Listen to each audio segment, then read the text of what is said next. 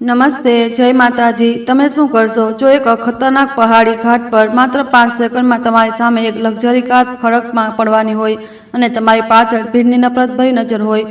શું તમે અવગણના કરશો કે એક અજાણ્યાને બચાવવા માટે તમારો જીવ જોખમમાં મૂકશો? પહાડી હવાના સાંઈ સાંઈ કરતા અવાજથી ચંદ્રગિરી પાસના વળાંકવાળા રસ્તા પર લાલ ધૂળ ઉડી રહી હતી। તીક્ષ્ણ હેરપીન વળાંકો વચ્ચે એક પાતળો યુવાન પોતાની જૂની મોટરસાયકલને સંભાળવાની પૂરી કોશિશ કરી રહ્યો હતો। તેની પાછળ બાંધેલો સામાનનો ડબ્બો દરેક ખાડા પર જોરજોરથી હલી રહ્યો હતો। તે હતો અર્જુન શર્મા, એક ગરીબ ગામનો છોકરો જે દહેરાદૂનમાં ડેટા એન્જિનિયરિંગના તેના છેલ્લા વર્ષમાં હતો। દિવસમાં અર્જુન ડિલિવરી બોયનું કામ કરતો અને રાત્રે ડેટા એનાલિસિસના અભ્યાસમાં ડૂબેલો રહેતો, જેથી એક દિવસ તે આ ગરીબીમાંથી બહાર નીકળી શકે। જ્યાં આજના ભોજન પછી આવતીકાલની ચિંતા સતાવે છે, તેના શ્વાસ તેજ ચાલી રહ્યા હતા, પણ આંખોમાં એક દ્રઢ સંકલ્પ હતો। તે જાણતો હતો કે દરેક ડિલિવરીમાંથી મળેલા પૈસા કદાચ તેની દાદી તેના મેગીના એક પેકેટ તે તેલની બોટલ માટે જ પૂરતા હતા, પણ અર્જુન માટે આ તેની જિંદગી ચલાવવાનો અને તેની વૃદ્ધ દાદીને શાંત વૃદ્ધાવસ્થા આપવાનો વાયદો નિભાવવાનો એકમાત્ર રસ્તો હતો। તેના ખિસ્સામાં રાખેલો જૂનો નોકિયા ફોન ક્યારેક પ્રમોશનલ મેસેજ આવતા ધ્રુજી ઉઠતો, જે તેની ગરીબીનો જીવંત પુરાવો હતો। ચંદ્રગિરી પાસ પર બપોરે ટુરિસ્ટની બસોની અવરજવર ઓછી હતી। બસ થોડી મહેન્દ્રા સ્કોર્પિયો ગાડીઓ એકબીજાની પાછળ દોડી રહી હતી, જે પોતાની પાછળ કાળો ધુમાડો છોડતી જતી હતી। અર્જુને મનોમન એક ઠંડો શ્વાસ લીધો।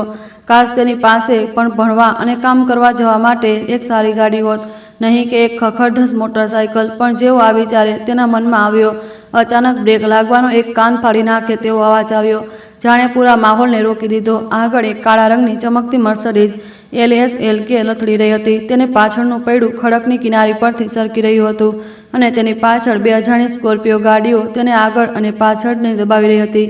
એક પળમાં આ દ્રશ્ય દિવસના પ્રકાશમાં કોઈ ફિલ્મી પીછો કરવાના સીન જેવું લાગી રહ્યું હતું। રસ્તાની કિનારે ઊભેલા કેટલાક પાણી વેચનારા અને રોકાયેલા પર્યટકો હેરાનીથી જોઈ રહ્યા હતા। તેઓ ફૂસફૂસાવી રહ્યા હતા, કદાચ આ અમીર લોકો કોઈ રમત રમી રહ્યા છે, છોડો, આપણે શું લેવા દેવા। તેમની ઉદાસીન અને ઠંડી નજરો તેના પરથી પસાર થઈ। બધાને એક સુરક્ષિત અંતર જાળવી રાખ્યું હતું, કોઈએ પણ દખલ દેવાની હિંમત ન કરી। અર્જુનનું દિલ ઝડપથી ધડકી રહ્યું હતું। તે જાણતો હતો કે તે માત્ર એક ગરીબ ડિલિવરી બોય છે, જેની પાસે ન તો કોઈ માર્શલ આર્ટની તાલીમ છે અને ન તો કોઈ તાકાત કે જે આ બધા ધમાલની વચ્ચે પડી શકે। તેના મને કહ્યું, દૂર રહો, મુસીબત વહોરી ન લે। પણ ત્યારે જ તે લક્ઝરી કારની અંદરથી એક ચમકતી આંખે તેનું ધ્યાન ખેંચ્યું। એક મહિલા જે મોંઘા ઓફિસના કપડામાં હતી, તેનો ચહેરો પીળો પડી ગયો હતો અને ધ્રુજતા હાથ સ્ટીયરિંગ વ્હીલ પર હતા। તે પ્રિયા મહેતા હતી, મહેતા ગ્રુપની CEO। એવું એક નામ જે અર્જુન જેવા ગરીબ વિદ્યાર્થીને પણ સાંભળ્યું હતું, કારણ કે તેમની કંપનીના સમાચાર અખબારોમાં છવાયેલા રહેતા હતા। માત્ર 5 સેકન્ડમાં બધું બદલાઈ ગયું। મર્સિડીઝનું પૈડું રસ્તા પરથી સરકવાનું હતું। નીચે ઊંડી ખડક હતી। બંને સ્કોર્પિયો હજી પણ તેને દબાવી રહી હતી। તે ગાડીઓમાં બેઠેલા માણસોની ઠંડી આંખો એવી હતી જેમ કે કોઈ શિકારી પોતાના શિકારને જોઈ રહ્યો હોય। અર્જુને પોતાની મોટરસાયકલનો હેન્ડલ જોરથી પકડી લીધો। તેની આંખોમાં એક તીવ્ર સંઘર્ષ દેખાઈ રહ્યો હતો। જો તે તેની અવગણના કરી દે તો તે પોતાની શાંત અને સુરક્ષિત જિંદગીમાં પાછો જતો રહે, પણ જો તે કંઈક કરે તો તેની કિંમત તેનો જીવ હોઈ શકે છે। તેના મગજમાં અચાનક પોતાની નબળી દાદીની તસવીર ઉભરી, જેમણે ધ્રુજતા આવાજમાં કહ્યું હતું, બેટા, હંમેશા એક સારો માણસ બનજે। ગરીબ હોવું ઠીક છે, પણ કોઈને પોતાની કાયરતા માટે તેને નીચો દેખાડવાનો મોકો ન આપજે। એક અદૃશ્ય શક્તિએ તેને પ્રેરિત કર્યો। અર્જુને જોરથી બ્રેક લગાવી, પોતાની મોટરસાયકલ ફેરવી અને પાછળ બાંધેલા 50 કિલોના સામાનના ડબ્બાને ખોલવા લાગ્યો। આસપાસના લોકો તાકીને જોઈ રહ્યા હતા। આ શું કરવા જઈ રહ્યો છે? પાગલ ન બન, આ બેવકૂફી છે। પણ તેને હવે કંઈ સંભળાતું ન હતું। તેનું આખું શરીર ડરથી ધ્રુજી રહ્યું હતું, પણ તેના હાથ મજબૂતીથી કામ કરી રહ્યા હતા। ઠીક છે, જે થશે તે જોઈ લેવાશે, અર્જુન પોતાની ગલીમાં બબડ્યો। પછી તેણે પોતાની પૂરી તાકાત લગાવીને તે ભારે ડબ્બાને રસ્તાની વચ્ચે ફેંકી દીધો। બરાબર તે જ સમયે જ્યારે એક સ્કોર્પિયો પાસે આવવાની હતી, અચાનક થયેલા આ હુમલાથી સ્કોર્પિયોનું સંતુલન બગડી ગયું અને તે રસ્તાની કિનારે જતી રહી। મર્સિડીઝને થોડી જગ્યા મળી ગઈ। ગાડી થોડી સરકી, પણ સૌભાગ્યે ખડકમાં ન પડી। માહોલ જાણે ફાટી ગયો। લક્ઝરી કારમાં બેઠેલી મહિલાએ આ બધું સાફ સાફ જોયું હતું। તેની આંખોમાં આશ્ચર્ય અને ગભરાટનો મિશ્ર ભાવ હતો। ભીડમાં શોર મચી ગયો, હે ભગવાન, તે છોકરો ખરેખર બહુ હિંમતવાન છે। કિસ્મત સારી હતી, નહીંતર તે તો ગયો હતો। અર્જુન જમીન પર બેસી ગયો। તેનું દિલ ઢોલની જેમ વાગી રહ્યું હતું અને પરસેવો વહી રહ્યો હતો। તે જાણતો હતો કે તેને હમણાં જીવન અને મૃત્યુ વચ્ચેની પાતળી રેખાને પાર કરી છે, પણ વિચિત્ર વાત એ હતી કે પસ્તાવો કે ડરને બદલે અર્જુનના મનમાં એક અજીબ શાંતિનો અહેસાસ થયો। એક મર્સિડીઝ ધીમે ધીમે રોકાઈ। કારનો દરવાજો ખુલ્યો। શક્તિશાળી મહિલા પ્રિયા મહેતા બહાર નીકળી। તેમનો ચહેરો હજી પણ પીળો હતો, પણ તેમની તેજ આંખોમાં ગભરાટ સાફ ઝલકાઈ રહ્યો હતો। તેમણે અર્જુનને જોયો, તેની જૂની મોટરસાયકલ અને વાંકા ચૂકા ડબ્બાને જોયો અને અજાણતા પોતાના હોઠ ભીડ્યા. પણ તેની સામે એક ધૂળ અને પરસેવાથી લથબથ ગરીબ ડિલિવરી બોય હતો, જેને હમણાં જ તેને મોતના મોઢામાંથી બહાર કાઢ્યો હતો. અને આસપાસની ભીડ તાળીઓ વગાડવા કે પ્રશંસા કરવાને બદલે ફૂસફૂસ આવી રહી હતી. તે બહુ બહાદુર હતો, પણ હવે તેને બદલો લેવાનો ડર હશે. ગરીબ ઘરનો છોકરો છે, પોતાના જીવની પરવા નથી કરતો. આ શબ્દો અર્જુનના કાનોમાં ખૂંચી રહ્યા હતા. તે યાદ અપાવતા કે એક અસાધારણ કામ કરવા છતાં સમાજની નજરમાં તેને હજી પણ સૌથી નીચલા સ્તરનો જ માનવામાં આવતો હતો. ઘાટ પર તે હવા ચાલી રહી હતી, જેમાં ગાડીઓના ધુમાડાની ગંધ અને લોકોની દયા અને તિરસ્કાર ભરી નજરો પડી રહી હતી. તે પળમાં અર્જુનને આ અંદાજ ન હતો કે તેનું આ સાહસી પગલું ઘટનાઓની એક એવી શૃંખલા શરૂ કરી દેશે જે તેની આખી જિંદગી બદલી દેશે. એક ગુમનામ ગરીબ ડિલિવરી બોયથી લઈને $1 અબજો ની કંપનીના અંદરના સંઘર્ષના કેન્દ્રમાં આવવા સુધી, એક મર્સિડીઝને સુરક્ષા ગાર્ડ શહેરના કેન્દ્રમાં લઈ ગયા. અર્જુન હજી પણ પોતાની જૂની મોટરસાયકલ પર ચૂપચાપ બેઠો હતો. તેનું મન ગૂંચવણમાં હતું. તેને સમજાતું ન હતું કે તેણે આટલી મોટી હિંમત કેવી રીતે કરી. એક ગરીબ વિદ્યાર્થી જેની પાસે એક જૂના ફોન અને એક બીમાર દાદી સિવાય કંઈ ન હતું, આજે તે ક્રૂર માણસોના ટોળા માટે ભીડાઈ ગયો. પણ તે લક્ઝરી કારમાં બેઠેલી મહિલાની ગભરાયેલી આંખો તેને વારંવાર યાદ આવી રહી હતી. જ્યારે અર્જુન મૂંઝવણમાં હતો અને જવાનું વિચારી રહ્યો હતો, ત્યારે જ એક બીજી લેક્ઝી તેની સામે આવીને રોકાઈ. એક કાળા સૂટમાં એક માણસ બહાર નીકળ્યો. તેણે એક વિઝિટિંગ કાર્ડ આપ્યું અને કહ્યું, અમારી સાથે ચાલો, CEO પ્રિયા મહેતા તમને મળવા માગે છે. તેના અવાજમાં કોઈ ઇનકારની ગુંજાઈશ ન હતી. અર્જુન ખચકાયો. તે બસ ઘરે જવા માંગતો હતો. પોતાની મોટરસાયકલના તૂટેલા સ્ટેન્ડને જોવા માંગતો હતો, જે સામાન ફેંકવાને કારણે તૂટી ગયો હતો. પણ પછી તેને તે મહિલાની મૌન ધન્યવાદભરી આંખોનો ખ્યાલ આવ્યો અને તેને માથું હલાવી દીધું. મહેતા મેન્શન શહેરની વચ્ચે સ્થિત હતું, શાનદાર અને ઠંડુ. સ્વસંચાલિત લોઢાનો ગેટ ખુલ્યો અને અંદર એક વિશાળ પરિસર હતું, જેમાં વ્યવસ્થિત રીતે કાપેલા ઝાડ હતા. અર્જુનને લાગ્યું કે જાણે તે કોઈ બીજી દુનિયામાં આવી ગયો છે, એક એવી દુનિયા જેને સ્પર્શ કરવાનું તેણે ક્યારેય સપનું પણ નહોતું જોયું. સોનાનો ઢોળ ચડાવેલા મોટા હોલમાં પ્રિયા મહેતા દેખાઈ. ઘાટ પર ધ્રુજતી છબીની બિલકુલ વિપરીત. હવે તેમણે પોતાની ઠંડી અને તેજસ્વી છબી પાછી મેળવી લીધી હતી. તેમના હાથમાં ગરમ ચાનો કપ હતો. તેમનો અવાજ ધીમો પણ ગૂંજતો હતો. તમે તમારો જીવ જોખમમાં મૂકીને મને બચાવી. તમે શું માંગો છો જણાવો, પૈસા, નોકરી કે સ્કોલરશીપ? અર્જુન શરમથી માથું ઝુકાવી દીધું. તેના મગજમાં ભીડના શબ્દો ગુંજી રહ્યા હતા. ગરીબ ઘરના છોકરાને મોકો પકડવો જોઈએ, પણ તેના દિલની ગહેરાઈમાં કોઈને બચાવ્યા પછી મળેલી તે શાંતિ હતી પણ તેવી જ હતી. પ્રિયા મહેતાએ હળવેથી સ્મિત કરીને મેજ પર એક ચેક મૂક્યો. તેના પર સાફ સાફ 5 કરોડ લખ્યા હતા. આંખો રૂમ શાંત થઈ ગયો. ફક્ત ઘડિયાળના ટીક ટીકનો અવાજ સંભળાઈ રહ્યો હતો. આસપાસ ઊભેલા નોકર અર્જુનને ઉત્સુકતાથી જોઈ રહ્યા હતા. કોણ આટલો ભાગ્યશાળી છે જેને આકાશમાંથી પડેલો આ તોહફા મળ્યો છે? અર્જુન સ્તબ્ધ થઈ ગયો. 5 કરોડ, એક એવી રકમ જેનું તે આખી જિંદગી ડિલિવરી બોયનું કામ કરીને પણ સપનું જોઈ શકતો ન હતો. તે પૈસાથી તે પોતાની દાદી માટે ઘર ખરીદી શકતો હતો, પોતાની કોલેજની ફી ભરી શકતો હતો અને ઘણા વર્ષો સુધી આરામથી રહી શકતો હતો. પણ તેના છાતીમાં તેનું દિલ એવું ધડકી રહ્યું હતું જેમ કે તેને કંઈક યાદ અપાવવા માંગતું હોય. હું આ ન લઈ શકું. અર્જુનનો અવાજ ધ્રુજી રહ્યો હતો પણ દ્રઢ હતો. આખો રૂમ સ્તબ્ધ થઈ ગયો. પ્રિયા મહેતાએ પોતાની ભમરો સંકોચી લીધી, જેમ કે તેમને પોતાના કાનો પર વિશ્વાસ જ ન હોય. નોકરોએ ફૂસફૂસાવ્યું, આ છોકરો પાગલ થઈ ગયો છે કે શું? 5 કરોડનો ઇનકાર કરી રહ્યો છે. અર્જુને માથું ઊંચું કર્યું. તેની આંખોમાં એક અજીબ ચમક હતી. મેં માત્ર મારી અંતરાત્માનો અવાજ સાંભળ્યો. જો મેં આ પૈસા લઈ લીધા તો હું ચેનથી સૂઈ નહીં શકું. મને બસ એક જ વસ્તુ જોઈએ, એવી જિંદગી જીવવી જે મને મારી દાદી અને પોતાના શર્મિંદા ન થવું પડે. સન્નાટો છવાઈ ગયો. ઘણા વર્ષો સુધી સત્તાના સંઘર્ષમાં ડૂબેલા રહ્યા પછી પ્રિયા મહેતાએ પોતાના દિલમાં એક ઝટકો અનુભવ્યો. તે શક્તિશાળી મહિલા જે ફાયદા માટે ઝૂકવાવાળાઓ અને ખુશામત કરનારાઓની યાદી હતી, આજે એક ગરીબ ગામના છોકરા સામે ઊભી હતી, જે માત્ર પોતાની ઊંઘની શાંતિ માટે સોનાના હાર પહાડને ઠુકરાવી રહ્યો હતો. તે ફીકી હસી, પણ તેની આંખોમાં એક છુપી હલચલ હતી. તમે ખરેખર બેવકૂફ છો, પણ રસપ્રદ પણ. તે રાતે અર્જુન શહેરની બહારના વિસ્તારમાં પોતાના ભાડાના રૂમમાં પાછો ફર્યો. તેની ખખડધજ મોટરસાયકલ ઝૂકેલી હતી અને વાંકા ચૂકા સામાનનો ડબ્બો એક ખૂણામાં પડ્યો હતો. દાદીએ ફોન કર્યો. તેમનો અવાજ ધ્રુજી રહ્યો હતો. અર્જુન બેટા, કોઈ વાત છે કે શું?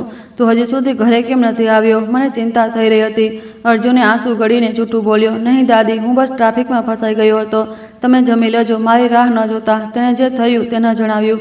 તેને ડર હતો કે તેની દાદી ચિંતા કરશે, ડર હતો કે તેમને ખબર પડી જશે કે તેણે એક ઉતાવળિયા નિર્ણયને કારણે તેમનો પોતાનો જીવ લગભગ ગુમાવી દીધો હતો.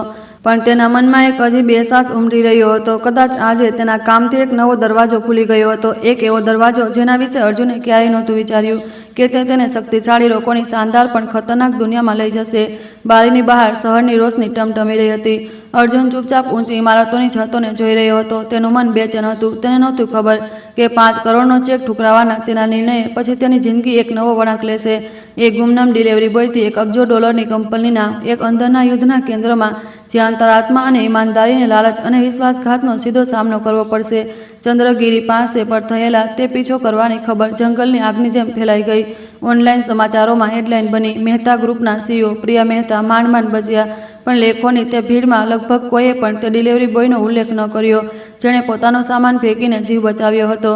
ડેસ્ક કેમ્પની ઝાંખી તસવીરમાં તેની ઝલક બસ એક પળ માટે આવી અને પછી અર્જુન શર્માનું નામ અગણિત બીજી અખબારોની વચ્ચે ખોવાઈ ગયું. આગલી સવારે અર્જુન હંમેશાની જેમ ડિલિવરી કરવા ગયો, પણ પ્રશંસા મળવાને બદલે તેને જાતની વાતો સાંભળવા મળી. એક કેફેના માલિકે મોઢું બગાડીને કહ્યું, મેં અખબારમાં વાંચ્યું, તે છોકરો ખરેખર બેવકૂફ છે. અમીરોના મામલામાં શું પડવું? જો તેને કંઈક થઈ જાત તો તેની વૃદ્ધ માનું શું થાત? ગલીના નાકે સિગરેટ પી રહેલા કેટલાક યુવાનો હસ્યા. હા, 5 કરોડનો ઇનકાર કરી દેતા. ખરેખર પાગલ છે. જો હું તેની જગ્યાએ હોત તો પૈસા લઈને ગામ પાછો જઈને રાજાની જેમ રહેત. આ વાતો અર્જુનના દિલમાં ખૂંચી રહી હતી. તેણે એક મજબૂર સ્મિત અને નવા સામાનના ડબ્બાને જોરથી પકડ્યો અને ન સાંભળવાનો નાટક કર્યો. પણ રાત્રે જ્યારે તે પોતાની જૂની સ્ટડી ટેબલ પર બેઠો તો તે ફૂસફૂસાટ તેના મગજમાં ગૂંજવા લાગી, જેનાથી એક બેચેની પેદા થઈ. શું હું ખરેખર મૂર્ખ હતો? પણ પછી જ્યારે તેને પોતાની દાદીની એ વાતો યાદ આવી, ઈમાનદારીથી જીવવું, તો તેનું દિલ ફરીથી ગરમ થઈ ગયું. 5 કરોડ જિંદગી બદલી શકતા હતા, પણ શું તે અપરાધ બોધને લાયક હતો જે તેને મળતો? આ સવાલ તેના મનમાં ઘૂમતો રહ્યો, જેનાથી એ અફવાઓના આ વમળની વચ્ચે વધુ સતર્ક થઈ ગયો. આ દરમિયાન મહેતા ગ્રુપમાં અંદરની તરફ હલચલ શરૂ થઈ ગઈ. પ્રિયા મહેતાએ તેને બચાવનાર વિશે ચૂપકીદી સાધી રાખી હતી. તેણે બસ પોતાના ભરોસાપાત્ર સહાયકને તેના પર નજર રાખવાનો આદેશ આપ્યો. ધ્યાન રાખજો કે કોઈ બીજો તેનો ફાયદો ન ઉઠાવે. પણ તેના પિતરાઈ ભાઈ વાઇસ પ્રેસિડેન્ટ વિક્રમસિંહે ખુલ્લેઆમ પોતાની નારાજગી વ્યક્ત કરી. એક આંતરિક બેઠકમાં તેણે મહેણું માર્યું, એક ગરીબ ડિલિવરી બોયનો પણ આ મેન્શનમાં ઉલ્લેખ થઈ રહ્યો છે. પ્રિયા દીદી, શું તમને નથી લાગતું કે કોઈ અજાણ્યાને ગ્રુપની આટલો નજીક આવવા દેવો ખતરનાક છે? પ્રિયાએ ઠંડકથી જવાબ આપ્યો, ખતરો વિક્રમ કોઈ ગરીબ વિદ્યાર્થીથી નથી, પણ તે લોકોથી છે જે વફાદારીનો નકાબ પહેરીને પીઠમાં છરો ઘૂંસે છે. આ વાતથી આખા રૂમમાં સન્નાટો છવાઈ ગયો. વિક્રમનો ચહેરો એક પળ માટે પીળો પડી ગયો, પણ પછી તેણે ખુદને સંભાળતા સ્મિત કરવાનો નાટક કર્યો. હું તો બસ તમારી ચિંતા કરી રહ્યો હતો. અને અર્જુન શર્મા, તે પોતાની સામાન્ય જિંદગી જીવવાની કોશિશ કરતો રહ્યો. અર્જુન સવારે તેજ તડકામાં સામાન પહોંચાડતો અને સાંજે પોતાના જૂના લેપટોપ પર કેટલાક ઓનલાઈન દુકાનદારો માટે ડેટાનું વિશ્લેષણ કરીને કેટલાક વધારાના પૈસા કમાતો. કોઈને ખબર ન હતી કે સાધારણ દેખાતા છોકરામાં એક ખાસ કાબિલિયત હતી. તેની તેજ આંખો આંકડાઓમાં છુપાયેલી ગડબડીઓને તરત ઓળખી લેતી હતી. એકવાર એક નાની કોસ્મેટિક સ્ટોર માટે ઓર્ડરની તપાસ કરતી વખતે અર્જુને કેટલાક અસામાન્ય ડુપ્લિકેટ લેવડ-દેવડ જોઈ જે છેતરપિંડીના સંકેત હતા. તેણે તરત ચેતવણી મોકલી દીધી અને બાદમાં તે દુકાન એક મોટા નુકસાનથી બચી ગઈ. દુકાનના માલિકે ભીની આંખોથી ધન્યવાદ આપ્યો, પણ અર્જુને બસ વિનમ્રતાથી સ્મિત કરતા કહ્યું, આ તો મારી આદત છે. આંકડા પોતે જ સાચું બોલી દેશે. બહુ ઓછા લોકો જાણતા હતા કે આ જ ક્ષમતા બાદમાં મહેતા ગ્રુપમાં ષડયંત્રોનો પર્દાફાશ કરવામાં અર્જુનનું હથિયાર બનશે. એક સાંજે જ્યારે અર્જુન પોતાના ભાડાના રૂમમાં પાછો ફર્યો તો દરવાજા પર કોઈ રાહ જોઈ રહ્યું હતું. અજય, પ્રિયા મહેતાનો બોડીગાર્ડ. તે લાંબો અને મજબૂત હતો. તેનો અવાજ ઊંડો હતો. અર્જુન, મેડમ તમને મળવા માગે છે. આ બીજી વાર છે? આશા છે તમે ના નહીં પાડો. અર્જુન ગભરાઈ ગયો. હું તો બસ એક બહારનો માણસ છું. મને મળીને શું કરવું છે? અજયે સીધા તેની આંખોમાં જોયું. કેટલીક વસ્તુઓ તારી સમજની બહાર છે, પણ ક્યારેક મેડમને જે વસ્તુની સૌથી વધુ જરૂર હોય છે તે છે ઈમાનદારી. આ નાનું વાક્ય અર્જુનના મનમાં ઘર કરી ગયું. અર્જુનને અચાનક સમજાયું કે ઘાટ પર કરવામાં આવેલી તેની હરકત માત્ર એક જીવ બચાવવા સુધી સીમિત ન હતી, પણ તેને અજાણતા તેને એક નવા ચક્રવ્યૂહમાં ખેંચી લીધો હતો. એક એવો ચક્રવ્યૂહ જેની પાછળ સત્તા, ષડયંત્ર અને વિશ્વાસઘાતનું અંધારું હતું. તે રાત્રે અર્જુનને ઊંઘ ન આવી. તે જાણતો હતો કે તે એક દોહરા પર જીવી ઊભો છે. કાં તો તે ના પાડી દે અને પોતાની ગરીબ પણ સુરક્ષિત જિંદગીમાં પાછો જતો રહે, અથવા તે તેને સ્વીકાર કરી લે અને એક એવી દુનિયામાં પગ મૂકે જેના વિશે એક ગામના છોકરાએ ક્યારેય નહોતું વિચાર્યું. અને આ જ નિર્ણય, એક નાના ડિલિવરી બોયનો નિર્ણય, ખૂન અને આંસુથી ભરેલી ઘટનાઓની શૃંખલાની ચાવી બનવાનો હતો. એક કાળી ચમકદાર કાર રાત્રે અર્જુનને તે નાના ભાડાના રૂમમાંથી કાઢીને શહેરની ચકાચોંધ ભરી સડકો પર લઈ જઈ રહી હતી. અર્જુન પાછળની સીટ પર બેઠો હતો. તેનું દિલ બેચેન હતું. દરેક પૈડું ફરવાની સાથે તેનું દિલ ઝડપથી ધડકી રહ્યું હતું. તે ખુદને પૂછી રહ્યો હતો, એક એવો ઇન્સાન જેની પાસે કંઈ નથી, શું તે ખરેખર તે દુનિયામાં પોતાની જગ્યા બનાવી શકે છે? આજે મહેતા મેન્શન ક્રિસ્ટલ લાઇટોની રોશનીમાં ચમકી રહ્યું હતું. અર્જુન અંદર ગયો. તે ઠંડા માહોલમાં હજી પણ ખુદને એકલો મહેસૂસ કરી રહ્યો હતો. પણ આ વખતે પ્રિયા મહેતાએ તેને વધુ રાહ ન જોવડાવી. તે એક પરફેક્ટ લુકમાં સામે આવી. સફેદ સુંદર શર્ટ, વ્યવસ્થિત રીતે બાંધેલા વાળ અને ચાકુની જેમ તેજ આંખો. છેલ્લી વાર જ્યારે તમે 5 કરોડનો ઇનકાર કરી દીધો તો હું વિચારતી રહી કે તમારા જેવો ગરીબ માણસ સમાજના નિયમોની વિરુદ્ધ જવાની હિંમત કેવી રીતે કરી શકે. અર્જુન માથું ઝુકાવીને ધીમેથી કહ્યું, કારણ કે હું બસ ચેનથી સૂવા માંગુ છું. પૈસા હોવા છતાં જો ડરમાં જીવવું પડે તો તે બેકાર છે. પ્રિયાએ અર્જુનની આંખોમાં ગહેરાઈથી જોયું. એક પળ માટે ખચકાઈ, પછી ફીકી સ્મિત સાથે બોલી, બેવકૂફ છો, પણ આ જ બેવકૂફીને કારણે મને તમારી જરૂર છે. આ ગ્રુપમાં દરેક જણ પોતાનો એક હેતુ છુપાવીને બેઠો છે. મને સાચું સીધું જોવા માટે એક ઈમાનદાર જોડી આંખોની જરૂર છે. શું તમે આ કામ કરવાની હિંમત કરશો? રૂમ શાંત થઈ ગયો. અર્જુન હલી નહોતો શકતો. તેની હથેળીઓમાં પરસેવો આવી રહ્યો હતો. આ પ્રસ્તાવ એક એવી અજાણી દુનિયામાં પગ મૂકવા જેવો હતો જ્યાં બધું સત્તા અને મહત્વાકાંક્ષી ચાલતું હતું. પણ તેના દિલની ગહેરાઈમાં એક તેને ગર્વનો અહેસાસ થયો. કદાચ આ સાબિત કરવાનો મોકો હતો કે ગરીબ લોકો પણ મૂલ્યવાન હોય છે. હું કોશિશ કરીશ, અર્જુને માથું ઊંચું કરીને દ્રઢ આંખોથી કહ્યું. મહેતા ગ્રુપમાં પોતાના પહેલા દિવસે અર્જુન અભિભૂત હતો. કાચની ઊંચી ઇમારતો, કાળા સૂટમાં દોડતા કર્મચારીઓ અને સતત વાગતો ફોન કોલ્સથી ભરેલા દમ ઘોંટતો માહોલ. લોકો તેને અજીબ નજરોથી જોઈ રહ્યા હતા. એક ગરીબ ડિલિવરી બોય સીઈઓની બાજુમાં કેવી રીતે બેસી શકે? મીટિંગ રૂમમાં પ્રિયા મહેતાએ ઠંડકથી પરિચય કરાવ્યો. આ અર્જુન શર્મા છે, મારા પર્સનલ આસિસ્ટન્ટ. તમને લોકોને સવાલ કરવાની જરૂર નથી. આને મારી આંખો સમજો. એક ફૂસફૂસાટ ઉઠી. એક ડિપાર્ટમેન્ટ હેડે મહેણું માર્યું. એક દેહાતી છોકરો આસિસ્ટન્ટ. પ્રિયા મેડમ, તમે મજાક તો નથી કરી રહ્યા? પ્રિયાએ હળવી નજર નાખી. જેને હસવું હોય તે હસે, પણ યાદ રાખજો, જેણે મારો જીવ બચાવ્યો છે, હું તેને તમે લોકો દ્વારા અપમાનિત થવા નહીં દઉં. માહોલ તરત શાંત થઈ ગયો. અર્જુન ત્યાં બેઠો તે તિરસ્કારપૂર્ણ નજરોને મહેસૂસ કરી રહ્યો હતો, પણ તેના મનમાં એક ગર્વની ભાવના જાગી રહી હતી. ભલે કોઈ તેના પર વિશ્વાસ ન કરે, તે પોતાની ક્ષમતાથી ખુદને સાબિત કરશે. આગામી કેટલાક દિવસોમાં અર્જુને ગ્રુપના જટિલ આંકડાઓ સાથે ખુદને પરિચિત કરાવવાનું શરૂ કરી દીધું. તેણે મહેસૂસ કર્યું કે આ ચમકદાર સપાટીની પાછળ મહેતા ગ્રુપમાં મોટી ખામીઓ હતી. અસ્પષ્ટ ખર્ચા, ગોળ ગોળ કરાર અને એવા લેવડ દેવડ જે આંખોમાં ધૂળ નાખવા માટે બનાવવામાં આવ્યા હતા. એક સાંજે મોડી રાત સુધી ઓફિસમાં બેસીને અર્જુન પ્રિયા મહેતાને એક સામાન્ય મેચિંગ રિપોર્ટ દેખાડી. મેડમ, આ ખર્ચ જુઓ, તેને બમણો કરવામાં આવ્યો છે. રકમ કરોડોમાં છે. આ નિશ્ચિત રૂપે ટાઈપિંગની ભૂલ નથી. પ્રિયા મહેતા ચૂપ રહી. તેમની આંખો ઠંડી હતી, પણ તેમાં એક ચમક હતી. ઘણા વર્ષોમાં પહેલીવાર તેમણે કોઈને પોતાની સામે આટલી હિંમતથી ખામીઓને ઉજાગર કરતા જોયા હતા. તમે ઘણા હોશિયાર છો, પણ યાદ રાખજો, આ પળથી તમે દલદલમાં પગ મૂકી દીધો છે. જો તમે તેમના હિતોને સ્પર્શ કરશો તો લોકો તમને નહીં છોડે. અર્જુન ગભરાહટમાં ગળી ગયો, પણ તેની આંખો ન ઝૂકી. તે જાણતો હતો કે તે દિવસે કોશિશ કરવાનો તેનો નિર્ણય તેને એક એવા રસ્તા પર લઈ આવ્યો હતો જ્યાંથી વાપસી નહોતી. અફવાઓ અંદર જ અંદર ફેલાવા લાગી. ગામની શાકભાજી વેચવાવાળાનો દીકરો ગ્રુપમાં આવી ગયો. જરૂર પ્રિયા મેડમનો કોઈ હેતુ હશે. આ ઠીક નથી. અહીંયા સુધી કે વાઇસ પ્રેસિડન્ટ વિક્રમસિંહ પણ ઘણીવાર અર્જુનની પાસેથી ચાકુ જેવી નજરોથી પસાર થયો. એકવાર વિક્રમે તેના ખભા પર હાથ રાખીને અડધા મજાકમાં ગંભીર અવાજમાં કહ્યું, તમે બહુ હોશિયાર છો, પણ આ તળાવમાં નાની માછલીઓ વધુ દિવસ નથી જીવતી. શું તમે સહન કરી શકશો? અર્જુને કોઈ જવાબ ન આપ્યો. બસ હળવેથી સ્મિત કરી દીધું. તેના મનમાં ડર અને હીન ભાવના હજી પણ હતી, પણ તેની સાથે એક સળગતો દ્રઢ સંકલ્પ પણ હતો. નાની માછલી પણ ક્યારેક ક્યારેક મોટી લહેરો પેદા કરી શકે છે.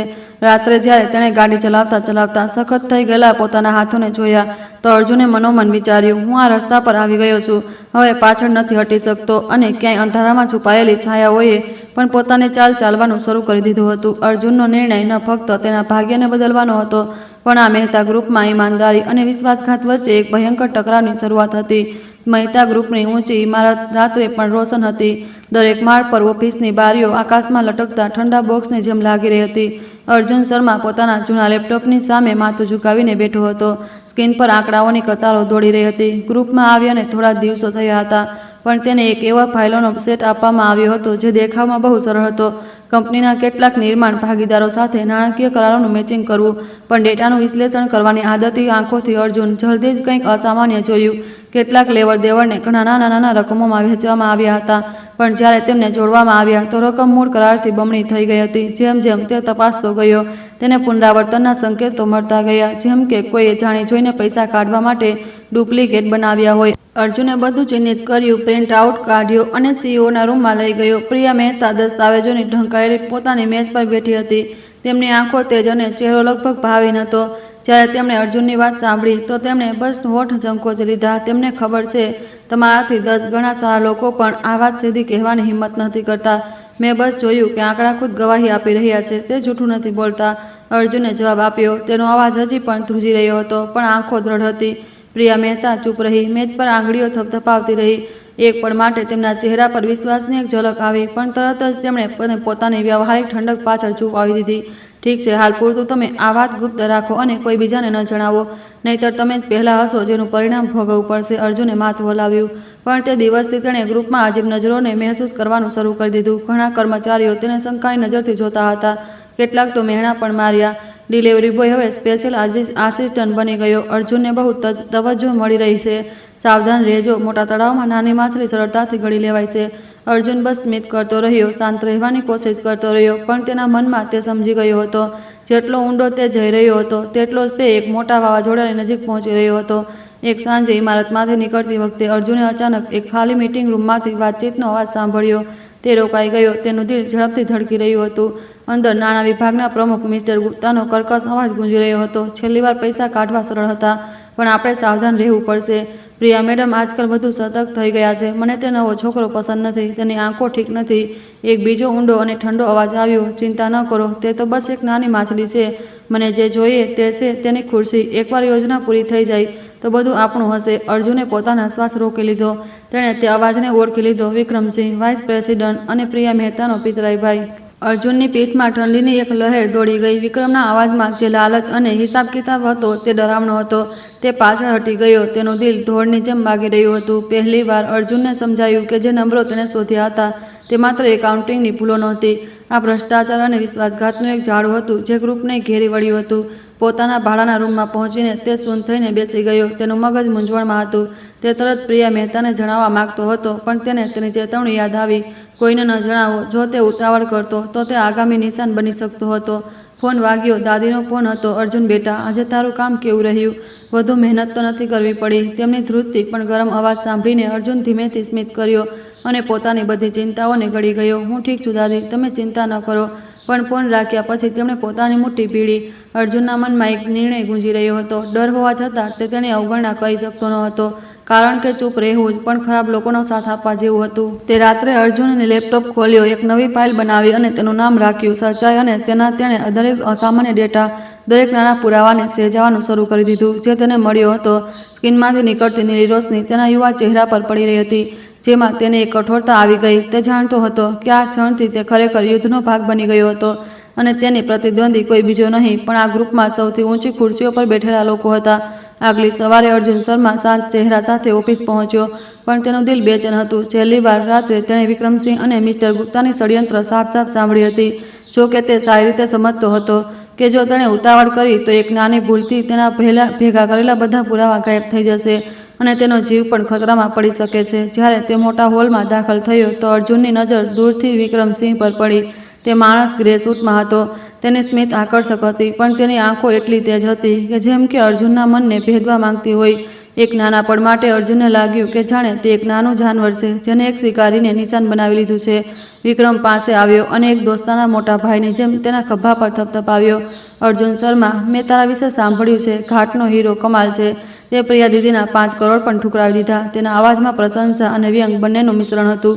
આસપાસના કર્મચારીઓ દબાઈને હસ્યા. કેટલાકે અર્જુનને ઉપહાસની નજરથી જોયો. અર્જુને હોઠ ભીડીને ધીમા મજબૂતીથી જવાબ આપ્યો, મેં માત્ર તે જ કર્યું જે મારે કરવું જોઈતું હતું. વિક્રમે ભમરો સંકોચીને કહ્યું, તમે ખરેખર અલગ છો, પણ સાવધાન રહેજો. બહુ અલગ હોવું પણ કોઈ લોકોની આંખોમાં કાંટાની જેમ ખૂંચી શકે છે. આ વાત હવામાં હળવી ફૂસફૂસાહટની જેમ હતી, પણ અર્જુનની કરોડરજ્જુમાં કમકમાટી દોડાવવા માટે પૂરતી હતી. તેણે માથું ઝુકાવીને નમસ્તે કર્યું અને જતો રહ્યો. મનોમન ખુદને યાદ અપાવતા, તેણે મારા પર ધ્યાન આપવાનું શરૂ કરી દીધું છે. પોતાના અંગત ઓફિસમાં પ્રિયા મહેતા કેટલાક અધિકારીઓ સાથે બેઠક કરી રહી હતી. અર્જુન ચૂપચાપ પાછળ ઊભો રહીને નોટ્સ લઈ રહ્યો હતો. બેઠક થયેલા ત્રિમાસિક નાણાકીય સ્થિતિ પર હતી અને હંમેશની જેમ મિસ્ટર ગુપ્તાએ એક વિસ્તૃત ડેટા રિપોર્ટ રજૂ કર્યો. સ્ક્રીન પર દેખાડવામાં આવેલા નંબર એકદમ સાચા લાગી રહ્યા હતા, પણ જ્યારે અર્જુને તેમના પોતાના દ્વારા સહેજાવવામાં આવેલા દસ્તાવેજો સાથે મેળવ્યા તો તેને સાફ એક ચાલાકીથી કરવામાં આવેલી છેતરપિંડી દેખાઈ. અર્જુને પ્રિયા મહેતા તરફ જોયું. તે સીધી બેઠી હતી. તેમનો ચહેરો પથ્થરની જેમ હતો, પણ તેમની આંખોમાં એક સતર્કતા હતી. સાફ હતું કે તેમને પણ હવે મિસ્ટર ગુપ્તા પર પૂરો ભરોસો ન હતો. બ્રેક દરમિયાન પ્રિયા મહેતાએ અર્જુનને ધીમેથી દાલનમાં બોલાવ્યો. તેમનો અવાજ ધીમો અને તેજ હતો. જે તમે મને તે દિવસે આપ્યું હતું, મેં તેને જોયું છે. શું તમે નિશ્ચિત છો? હા મેડમ, હું નિશ્ચિત છું. આંકડા જૂઠ નથી બોલતા. પ્રિયા થોડીવાર ચૂપ રહી, પછી સીધા તેની આંખોમાં જોઈને બોલી, હવેથી તમને જે પણ ખબર પડે તમે માત્ર મને જણાવશો. તેને બિલકુલ પણ બહાર ન જવા દેતા. યાદ રાખજો, તમે એક એવી રમતમાં પગ મૂકી ચૂક્યા છો જ્યાં જીવની કિંમત ઓછી સૌથી હોય છે. અર્જુને માથું હલાવ્યું. તેનું દિલ સંકોચાઈ ગયું, પણ તેની આંખોમાં એક દ્રઢ સંકલ્પ હતો. તે સાંજે ઘરે પાછા ફરતી વખતે અર્જુને મહેસૂસ કર્યું કે કોઈ તેનો પીછો કરી રહ્યું છે. પાછળ 3 કાળી મોટરસાયકલો એક નિશ્ચિત અંતર જાળવી હતી. ન તો તે આગળ નીકળી રહી હતી અને ન તો પાછળ રહી હતી. તે એની એ ગલીમાં વળ્યો, પણ હેડલાઇટની તે પડછાયો હજી પણ તેને પીછો કરી રહી હતી. અર્જુનના મગજમાં સવારે વિક્રમસિંહની આંખો કોંધાઈ ગઈ. તેણે ગતિ વધારી. તેનું દિલ ઝડપથી ધડકી રહ્યું હતું. જ્યારે તે પોતાના ભાડાના ઘર તરફ જતી એક સાંકડી ગલીમાં તેજથી વળ્યો, ત્યારે જ તે મોટરસાયકલો ગાયબ થઈ. અર્જુન હાંફી રહ્યો હતો. તેની પીઠ પર સેવાથી ભીની થઈ ગઈ હતી. તે જાણતો હતો કે હવે તેના પર ખરેખર નજર રાખવામાં આવી રહી છે. ઘરે પહોંચીને તેની દાદી સૂઈ ગઈ હતી. અર્જુન પોતાની મેજ પર બેસી ગયો અને લેપટોપ ખોલ્યો. સચ્ચાઈ નામની ફાઇલમાં તેણે એક બીજો નોટ જોડ્યો. મારા પર નજર રાખવામાં આવવા લાગી છે. નીલી સ્કિનની રોશની તેના યુવા ચહેરા પર પડી રહી હતી. તેની આંખો સતર્કતાથી સળગી રહી હતી.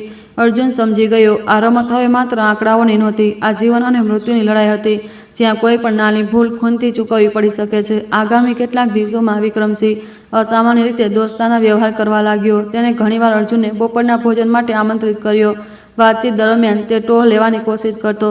તમે ક્યાંથી છો? તમારો પરિવાર કેવો છે? કોઈ ગર્લફ્રેન્ડ છે? અર્જુન સતર્કતાથી જવાબ આપતો. માત્ર સામાન્ય વાતો જણાવતો. પણ દિવસે ને દિવસે તે વિક્રમની દરેક નજરમાં જાસૂસીને સાફ મહેસૂસ કરી શકતો. તે આકર્ષક બહારના રૂપની પાછળ એક ઝાડ હતું. તે ધીમે ધીમે બિછાવવામાં આવી રહ્યું હતું. એકવાર વિક્રમે અચાનક પૂછ્યું, શું તમને ક્યારેય આ નાણાકીય આંકડાઓમાં કંઈ અજીબ લાગ્યું છે? અર્જુનનું દિલ જોરથી ધડકી ઉઠ્યું, પણ તેને શાંત રહેતા અજાણ બનવાનો નાટક કર્યો. સર, હું તો હજી નવો છું. વધુ કંઈ સમજાતું નથી. મને શીખવામાં થોડો સમય લાગશે. વિક્રમ હસ્યો. તેની આંખો એવી ચમકી રહી હતી જેમ કે તેને કોઈ સંકેત મળી ગયો હોય. પણ તે પળમાં અર્જુને તે ધોકેબાજના મનમાં વધતા સંદેહને સાફ જોઈ લીધો. રાત્રે અર્જુનને ઊંઘ ન આવી. તે જાણતો હતો લડાઈ હવે ગુપ્તમાંથી ખુલ્લી સામે આવી રહી હતી. વિક્રમને શક થવા લાગ્યો હતો. પ્રિયા મહેતા તેના પર વિશ્વાસ કરતી હતી, પણ શું તે વિશ્વાસ તેને અંદરથી એક શક્તિશાળી તાકાતથી બચાવવા માટે પૂરતો હતો? તેણે પોતાની મુઠ્ઠી ભીડી અને ખુદને કહ્યું, હું પાછળ નથી હટી શકતો. જો હું ભાગી ગયો તો બધું તૂટી જશે. મારે અંત સુધી જવું પડશે, ભલે મને મોતનો સામનો કરવો પડે.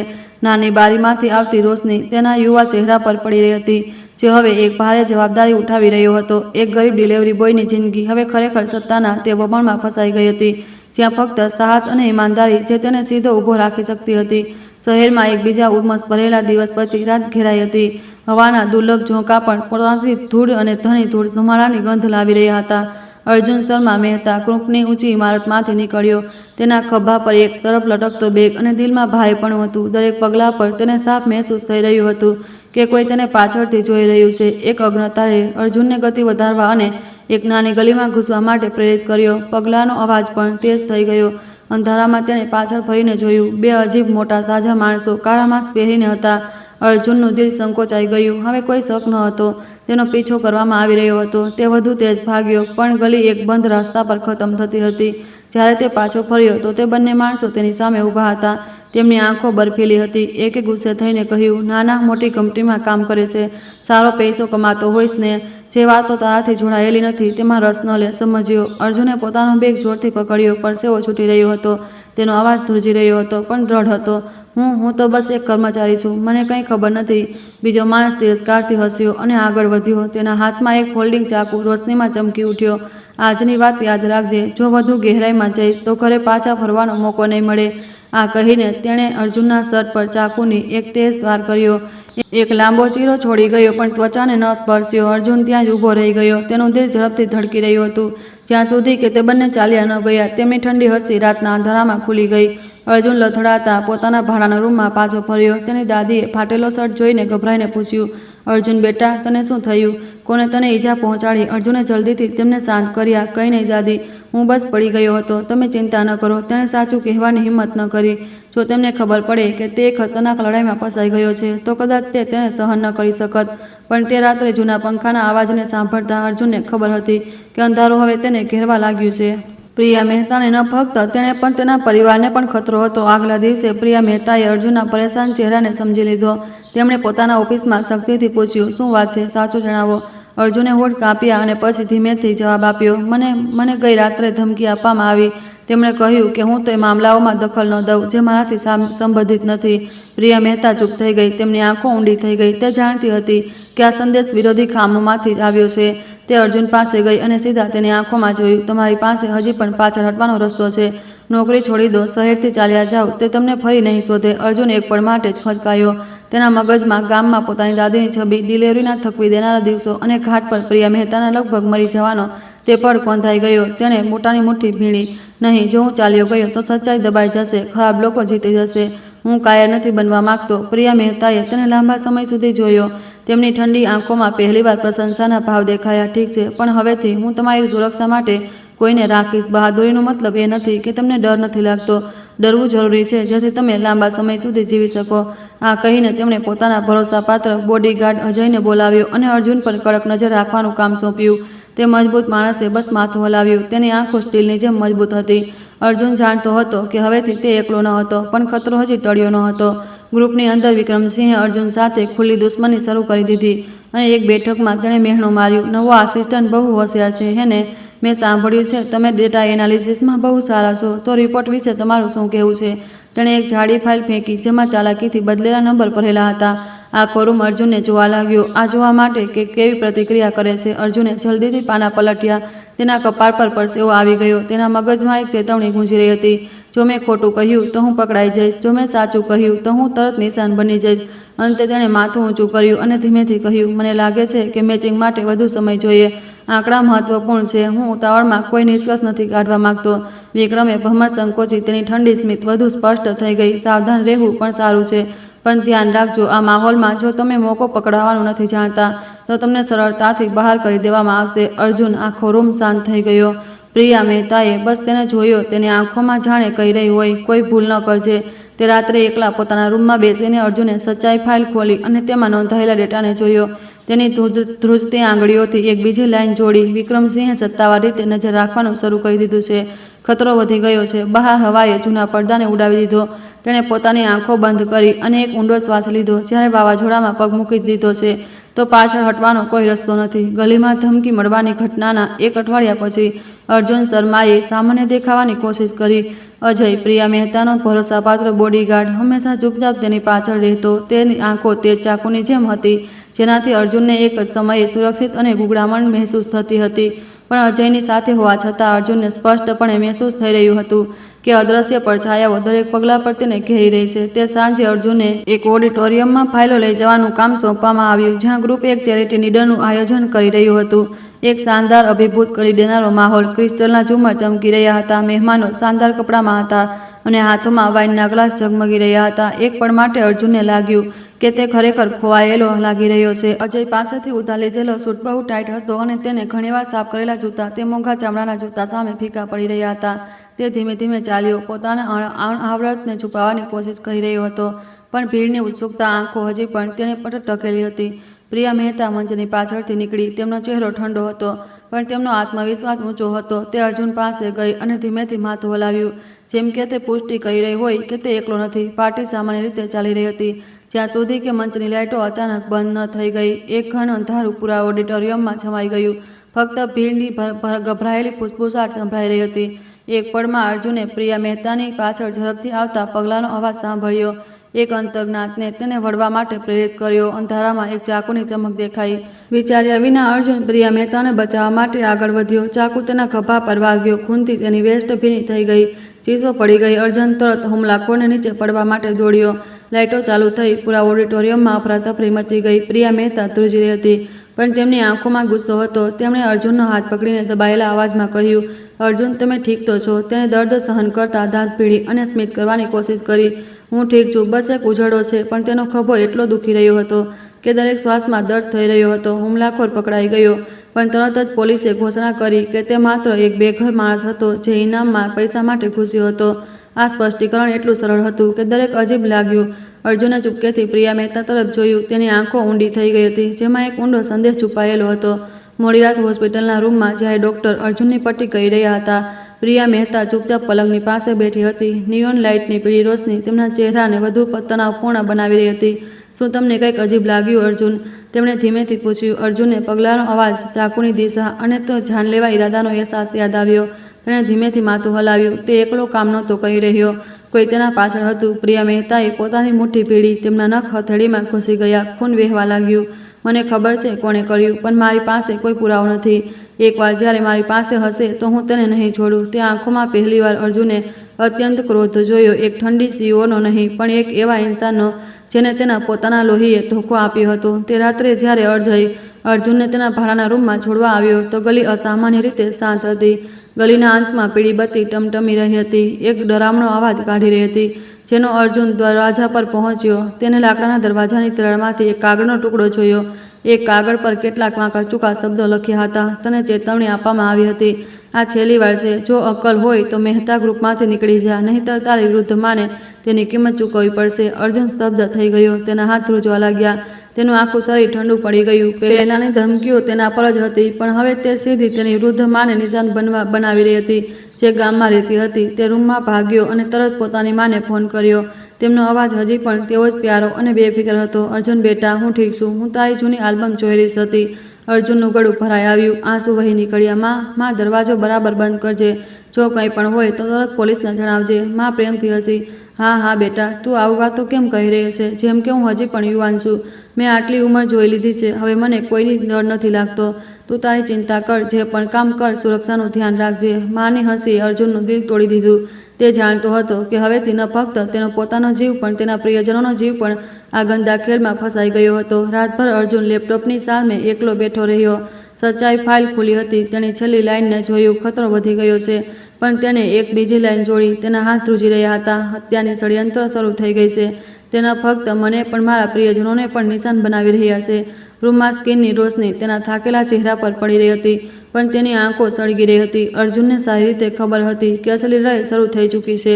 હવે ખચકાટની કોઈ ગુંજાઈશ ન હતી. ઓડિટોરિયમમાં થયેલી તે ભયાનક રાત પછી મહેતા ગ્રુપનું ઓફિસ એક તણાવપૂર્ણ માહોલમાં ડૂબી ગયું. દરેક જણ તે હુમલા વિશે ફૂસફૂસાવી રહ્યા હતા, પણ કોઈ પણ વિક્રમસિંહનું નામ સીધું લેવાની હિંમત નહોતું કરી રહ્યું. જોકે વિના કોઈ પુરાવા મોટાભાગના લોકો મનોમન સમજી ગયા હતા કે ફક્ત અંદરનો કોઈ વ્યક્તિ જ આટલી ચાલાકીથી આ ષડયંત્ર રચી શકે છે. પ્રિયા મહેતા જ્યારે મિટિંગ રૂમમાં દાખલ થઈ તો તેમનો ચહેરો એટલો ઠંડો હતો કે આખો રૂમ શાંત થઈ ગયો. અર્જુન શર્મા પાછળ બેઠો હતો. તેનો ખભો હજી પણ દર્દ કરી રહ્યો હતો, પણ તેની આંખો ચમકી રહી હતી, જેમ કે તેને ખબર હોય કે આજથી તે કોઈ ગુમનામ કર્મચારી નહીં, પણ એક ષડયંત્રનો જીવતો જાગતો ગવાહ છે. પ્રિયા મહેતાએ લાંબી મેચ પર એક નજર નાખી અને પછી ઠંડા અવાજમાં કહ્યું, ગઈ રાતની ઘટનાથી નિપટવામાં આવશે, પણ હું જે વાત પર ભાર આપીને કહેવા માંગુ છું તે છે કે આ ગ્રુપમાં કોઈ પણ એવા વ્યક્તિને બરદાસ્ત નહીં કરે જે કંપનીના નામનો ઉપયોગ તેને બરબાદ કરવા માટે કરે. હવેથી બધા નાણાકીય કરારોની ફરી તપાસ કરવામાં આવશે. આ વાત સીધી નાણાં વિભાગના પ્રમુખ મિસ્ટર ગુપ્તા પર એક હુમલાની જેમ હતી. તે વૃદ્ધ માણસનો ચહેરો એક પળ માટે બદલાઈ ગયો, પણ તેને જલ્દી જ પોતાનો શાંત ભાવ પાછો મેળવી લીધો. જેવી બેઠક સમાપ્ત થઈ, વિક્રમસિંહ અર્જુન શર્મા પાસે આવ્યો. તેના હોઠ સ્મિત કરી રહ્યા હતા, પણ આંખોમાં આગ હતી. નાના, તું બહુ હિંમતવાન છે હેને? ન ફક્ત મારી પિતરાઈ બહેનને બચાવી, પણ પૂરા ગ્રુપને પણ હલાવી દીધું. પણ યાદ રાખજે, આગથી રમવું ખતરનાક હોય છે. અર્જુને પોતાની મુઠ્ઠી ભીડી અને શાંત રહેતા જવાબ આપ્યો. હું આગથી રમવા નથી માગતો. હું માત્ર સચ્ચાઈ જાણવા માગું છું. વિક્રમ હસ્યો. તેની હસી એક ઠંડા ચાકુની જેમ હતી. સચ્ચાઈ? આ દુનિયામાં સચ્ચાઈ માત્ર તાકાતવર માટે હોય છે. નબળાને તો બસ એ જ સાંભળવું પડે છે કે બીજાઓ ઈચ્છે છે. આ કહીને તે ચાલ્યો ગયો. અર્જુનના મનમાં એક અંધારું છોડી ગયો. તે સાંજે પ્રિયા મહેતાએ અર્જુનને પોતાના રૂમમાં અલગથી બોલાવ્યો. દરવાજો બંધ કરીને તેણે તેના એક USB રાખી. આમાં તે કરારોની નકલો છે જેના પર મને શક છે. તેમાં ફેરફાર કરવામાં આવ્યો છે. તમારી ક્ષમતાનો ઉપયોગ કરી અને મને વિસંગતિઓ જણાવો, પણ યાદ રાખજો, તેને પૂરી રીતે ગુપ્ત રાખવું. જો આ વાત બહાર નીકળી તો આપણા બંનેને તરત ખતમ કરી દેવામાં આવશે. અર્જુને ધ્રુજતા હાથોથી USB લીધી. તે જાણતો હતો કે આ બોજ કોઈ પણ તે સામાનના ડબ્બાથી ક્યાંય વધુ ભારે હતો જે તેણે ક્યારેક ઉઠાવ્યો હતો, પણ તેની દ્રઢ આંખો ચમકી ઉઠી. હું મારી પૂરી કોશિશ કરીશ. તે રાત્રે તે પોતાના નાના ભાડાના રૂમમાં બેઠો હતો. ટેબલ લેમ્પની રોશની તેના થાકેલા ચહેરા પર પડી રહી હતી. તેની દાદી સૂઈ ગઈ હતી અને તે દરેક ડેટા સાથે ઝઝૂમી રહ્યો હતો. હજારો નંબર નાચી રહ્યા હતા. નાના નાના ખર્ચા એકબીજાથી જોડાયેલા હતા, પણ જ્યારે તેમને જોડવામાં આવ્યા તો તે એક વિશાળ લહેર બની ગયા છે. કંપનીની સંપત્તિ ગળી રહી હતી. અર્જુને સચ્ચાઈ ફાઇલમાં વધુ ડેટા જોડ્યો. તેની આંખો ધીમે ધીમે ચમકવા લાગી. તેણે સાફ જોયું કે વિક્રમસિંહ અને મિસ્ટર ગુપ્તાએ ઘણા વર્ષોથી પૈસા કાઢવાનું એક ચાલાક નેટવર્ક બનાવી રાખ્યું હતું. અડધી રાતની નજીક અજયે દરવાજો ખખડાવ્યો અને અર્જુન માટે ગરમ સમોસાનું એક પેકેટ લાવ્યો. તે બેસી ગયો અને તેને ધ્યાનથી જોવા લાગ્યો. નાના, હું મેડમ સાથે ઘણા વર્ષોથી છું. કોઈએ પણ તેમનો આટલો વિશ્વાસ નથી જીત્યો. પણ શું તમે જાણો છો, વિશ્વાસનો મતલબ એ પણ છે કે તેમણે તમને ખતરામાં નાખી દીધો. અર્જુને ઉપર જોયું. તેમની આંખો થાકેલી હતી પણ મજબૂત હતી. હું જાણું છું, પણ જો કોઈ સાચું બોલવાની હિંમત નહીં કરે તો તે હંમેશા ઘેરાયેલી રહેશે. હું માત્ર બહાર ઊભો રહીને જોવા નથી માગતો. અજયે માથું હલાવ્યું. તેની આંખો સ્ટીલની જેમ મજબૂત હતી. સારું છે, પણ હવેથી એકલા ન જજો. હું તમારી સાથે રહીશ. તે પળમાં અર્જુન શર્માએ મહેસૂસ કર્યું કે તેની સાથે માત્ર અંધારું જ નહીં, પણ કેટલાક એવા લોકો પણ હતા જે તેના સાથે ઊભા રહેવા માટે તૈયાર હતા. 2 દિવસ પછી મહેતા ગ્રુપની ઇમારતમાં એક કટોકટી બોર્ડ મીટિંગ બોલાવવામાં આવી. માહોલ ભારે હતો. અધિકારીઓના ચહેરા તણાવપૂર્ણ હતા. પ્રિયા મહેતા અધ્યક્ષની ખુરશી પર બેઠી હતી. તેમની આંખો બરફેલી હતી. બાજુમાં અર્જુન શર્માએ ચૂપચાપ પોતાનું લેપટોપ સામે રાખ્યું. તેનું દિલ ઝડપથી ધડકી રહ્યું હતું. મિસ્ટર ગુપ્તાએ પોતાની ધ્રુજતી અવાજને છુપાવવાની કોશિશ કરતા ધીમા અવાજમાં શરૂઆત કરી. છેલ્લા ત્રિમાસિકની રિપોર્ટની ખબર પડે છે કે ગ્રુપનો નફો સ્થિર છે. બધા ખર્ચાઓને બરાબર સંતુલિત કરવામાં આવ્યા છે.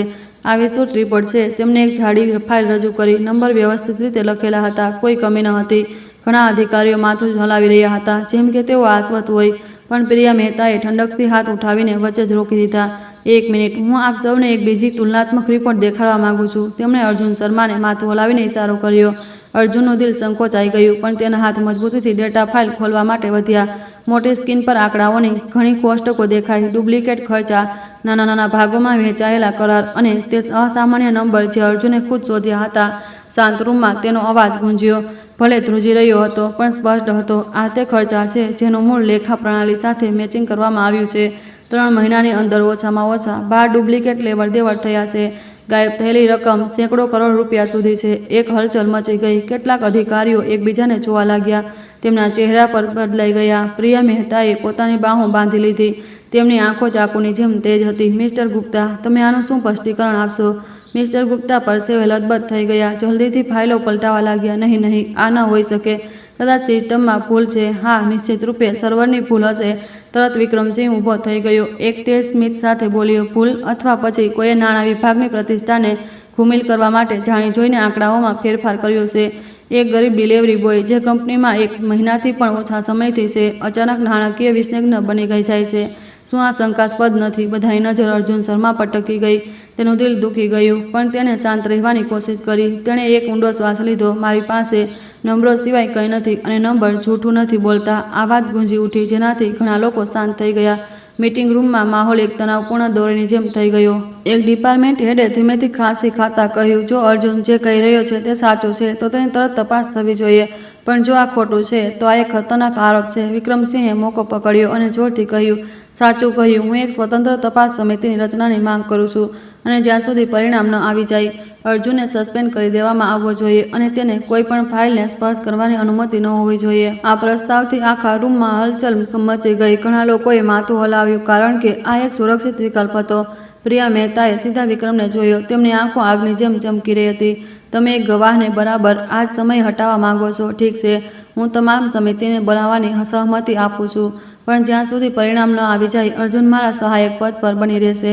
જે પણ આનો વિરોધ કરશે તે સીઈઓના નિર્ણયનું અપમાન કરશે. આખો રૂમ શાંત થઈ ગયો. કોઈએ એ પણ ખુલ્લેઆમ વિરોધ કરવાની હિંમત ન કરી. વિક્રમસિંહ ફીકી હસી હસ્યો, પણ તેની આંખોમાં નફરત હતી. બેઠક પછી ખાલી દાલનમાં વિક્રમ અર્જુન પાસે આવ્યો. તેનો અવાજ ધીમો અને ધ્યાન લેવા હતો. તમે ખુદને બહુ હોશિયાર સમજો છો, હે ને? સચ્ચાઈ તમારી બીમાર દાદીનું પેટ નથી ભરી શકતી. વિચારી લો, ખોટો પક્ષ પસંદ કરવાની કિંમત બહુ મોંઘી હોય છે.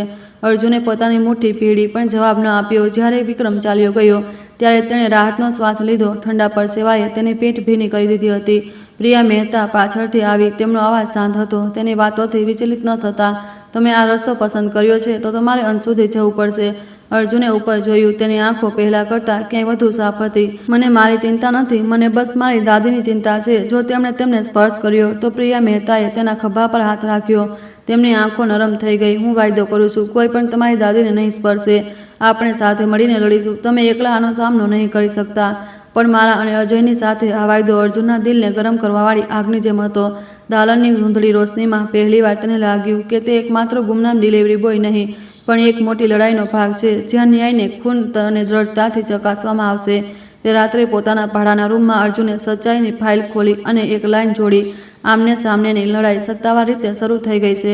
વિશ્વાસઘાતી ખેમાએ ઘરો ખસી લીધો છે, પણ હું હવે એકલો નથી. સ્કિન તેના દ્રઢ ચહેરા પર ચમકી રહી હતી. ભલે આગળ ઘન અંધારું હતું, તેની આંખો એક નાની પણ ક્યારેય ન બુઝાવનારી મસાલની જેમ સળગી રહી હતી. તે સનસનાટી ભરી બેઠક પછી કંપનીની અંદર ખબર આગની જેમ ફેલાઈ ગઈ. કર્મચારીઓ દરેક જગ્યાએ ચર્ચા કરી રહ્યા હતા. કેટલાક અર્જુનની તારીફ કરી રહ્યા હતા કે તેણે સતનો સામનો કર્યો, તો કેટલાક તેની મજાક ઉડાવી રહ્યા હતા. તે તો બસ પ્રિયા મહેતાનો એક મોહરો છે. જ્યારે પણ અર્જુન દાલનમાંથી પસાર થતો, ડઝનો આંખો તેની પર ટકી જતી, કેટલાક પ્રશંસાથી તો કેટલાક તિરસ્કારથી. કેન્ટીનમાં કેટલાક લોકો જાણી જોઈને જોરથી બોલતા, સાંભળ્યું છે, તે તો બસ એક દેહાતી ડિલિવરી બોય છે. સીઓની મહેરબાનીથી જ આટલો ઉછળી રહ્યો છે. જોજો, જલ્દી જ બલીનો બકરો બની જશે. નાના લોકો જ્યારે મોટી તાકાતોથી ટકરાય છે તો આ જ થાય છે. અર્જુન ચૂપચાપ પોતાની ખાવાની ટ્રે લઈને એક ખૂણામાં બેસી જતો. તેને આ મહેણાની આદત થઈ ગઈ હતી, પણ આ વખતે તે પહેલાં કરતાં ક્યાંય વધુ ભારે લાગી રહ્યું હતું. તિરસ્કારને કારણે નહીં, પણ આ ડરને કારણે કે ઘેરો હવે ધીમે ધીમે કસી રહ્યો હતો. તે ફક્ત ચાકુથી નહીં, પણ જન્મથી પણ. બપોરે પ્રિયા મહેતાએ પોતાના અંગત ઓફિસમાં એક નાની ટીમ બોલાવી. ફક્ત તે, અર્જુન અને અજય હતા. દરવાજો બંધ હતો. માહોલ ગુંગળામણ ભર્યો હતો. પ્રિયા મહેતાએ પોતાના સામે કરારોનો નકશો બિછાવ્યો. વિક્રમ અને મિસ્ટર ગુપ્તા ચૂપ નહીં બેસે. હવેથી આપણે સાવધાન રહેવું પડશે. અર્જુન, હું ઈચ્છું છું કે તમે ડેટા વિશ્લેષણ પર ધ્યાન કેન્દ્રિત કરો. અજય, તમે તેની અને તેની દાદીની દરેક કિંમતે રક્ષા કરશો. અજયે માથું હલાવ્યું. તેનો અવાજ ઊંડો હતો. સમજી ગયો. અર્જુને આંકડાઓથી ભરેલા નકશાને જોયો. તેનું મન બેચેન હતું. તેણે ધીમેથી પૂછ્યું, પ્રિયા મેડમ, શું આપણી પાસે ખરેખર કોઈ મોકો છે? તે બહુ શક્તિશાળી છે અને આપણે માત્ર 3 લોકો છીએ. પ્રિયા મહેતાએ ઉપર જોયું. તેમની આંખો સ્ટીલની જેમ હતી. મોકો હંમેશા હોય છે. સવાલ એ છે કે શું આપણી પાસે તેને પકડવા માટે પૂરતું ધૈર્ય અને સાહસ છે? હું લડતા લડતા હારવાનું પસંદ કરીશ. તેના બદલે મેં કે ચૂપચાપ બેસીને ગળી લેવાની રાહ જોઉં. આ શબ્દો અર્જુનના મનમાં એક આગની જેમ સળગી ઉઠ્યા. તેણે દ્રઢતાથી માથું હલાવ્યું. તેની આંખો ચમકી ઉઠી, પણ વિશ્વાસઘાતી ખેમો ચૂપ ન બેઠો. આગલા દિવસે અર્જુનને એક નોટિસ મળી. ડેટા લીકની સંદેહમાં સિસ્ટમ સુધી તેની પહોંચને અસ્થાયી રૂપે સસ્પેન્ડ કરી દેવામાં આવી હતી. જ્યારે તેણે લોગિન કર્યું તો તેના બધા એકાઉન્ટ બંધ હતા. અર્જુન સ્તબ્ધ હતો. પહોંચ વિના તેને પુરાવા શોધવાનું પોતાનું સૌથી શક્તિશાળી હથિયાર ગુમાવી દીધું હતું. તેણે તરત પ્રિયા મહેતાને સૂચિત કર્યું. તું ગુસ્સામાં તે મેજ પર હાથ પછાડતા બોલી, આ સાફ દેખાય છે કે વિક્રમની ચાલ છે. તે તમને રોકવા માગે છે.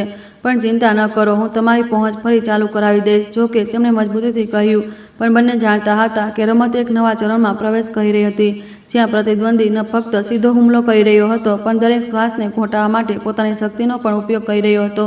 તે રાત્રે જ્યારે તે પોતાના ભાડાના ઘરે પાછો ફર્યો તો અર્જુન આ જોઈને હેરાન રહી ગયો કે તેના રૂમનો દરવાજો તૂટેલો હતો. તેની દાદી સહમીને બેઠી હતી. તેમની આંખો ડરેલી હતી. અર્જુન કોઈ અજાણ્યો આવ્યો હતો.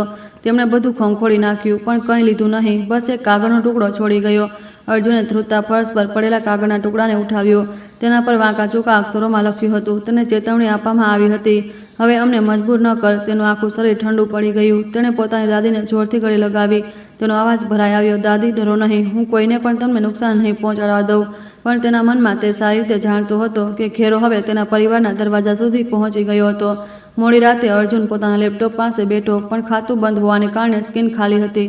સચ્ચાઈ ફાઈ હજી પણ હતી, પણ તે જાણતો હતો કે નવા ડેટા વિના જલ્દી તે એક વિરોધી પર પહોંચી જશે. તેણે એક બીજી લાઈન જોડી. તેના હાથ ધ્રુજી રહ્યા હતા. તેમણે મારી નબળાઈ, મારી દાદી પર હુમલો કરવાનું શરૂ કરી દીધું છે. પહોંચ બંધ કરી દેવામાં આવી છે. ઘેરો ખસી ગયો. તેની આંખો થાકેલી હતી અને હારેલી નહોતી. તેણે મનોમન કહ્યું, જો તે મને ઘોંટવા માગે છે તો મારે વધુ જોરથી સંઘર્ષ કરવો પડશે. હું હાર નહીં માની શકતો. આગલા દિવસે છત પર બનેલા નાના મીટિંગ રૂમમાં પ્રિયા મહેતાએ અર્જુનને ચિંતિત નજરોથી જોયો. મેં તમારી પહોંચ ફરી ચાલુ કરવાની કોશિશ કરી, પણ સિસ્ટમને ઉચ્ચ સ્તરથી બંધ કરી દેવામાં આવી છે. સસ્પેન્સનો આદેશ ખુદ વિક્રમસિંહે આપ્યો છે.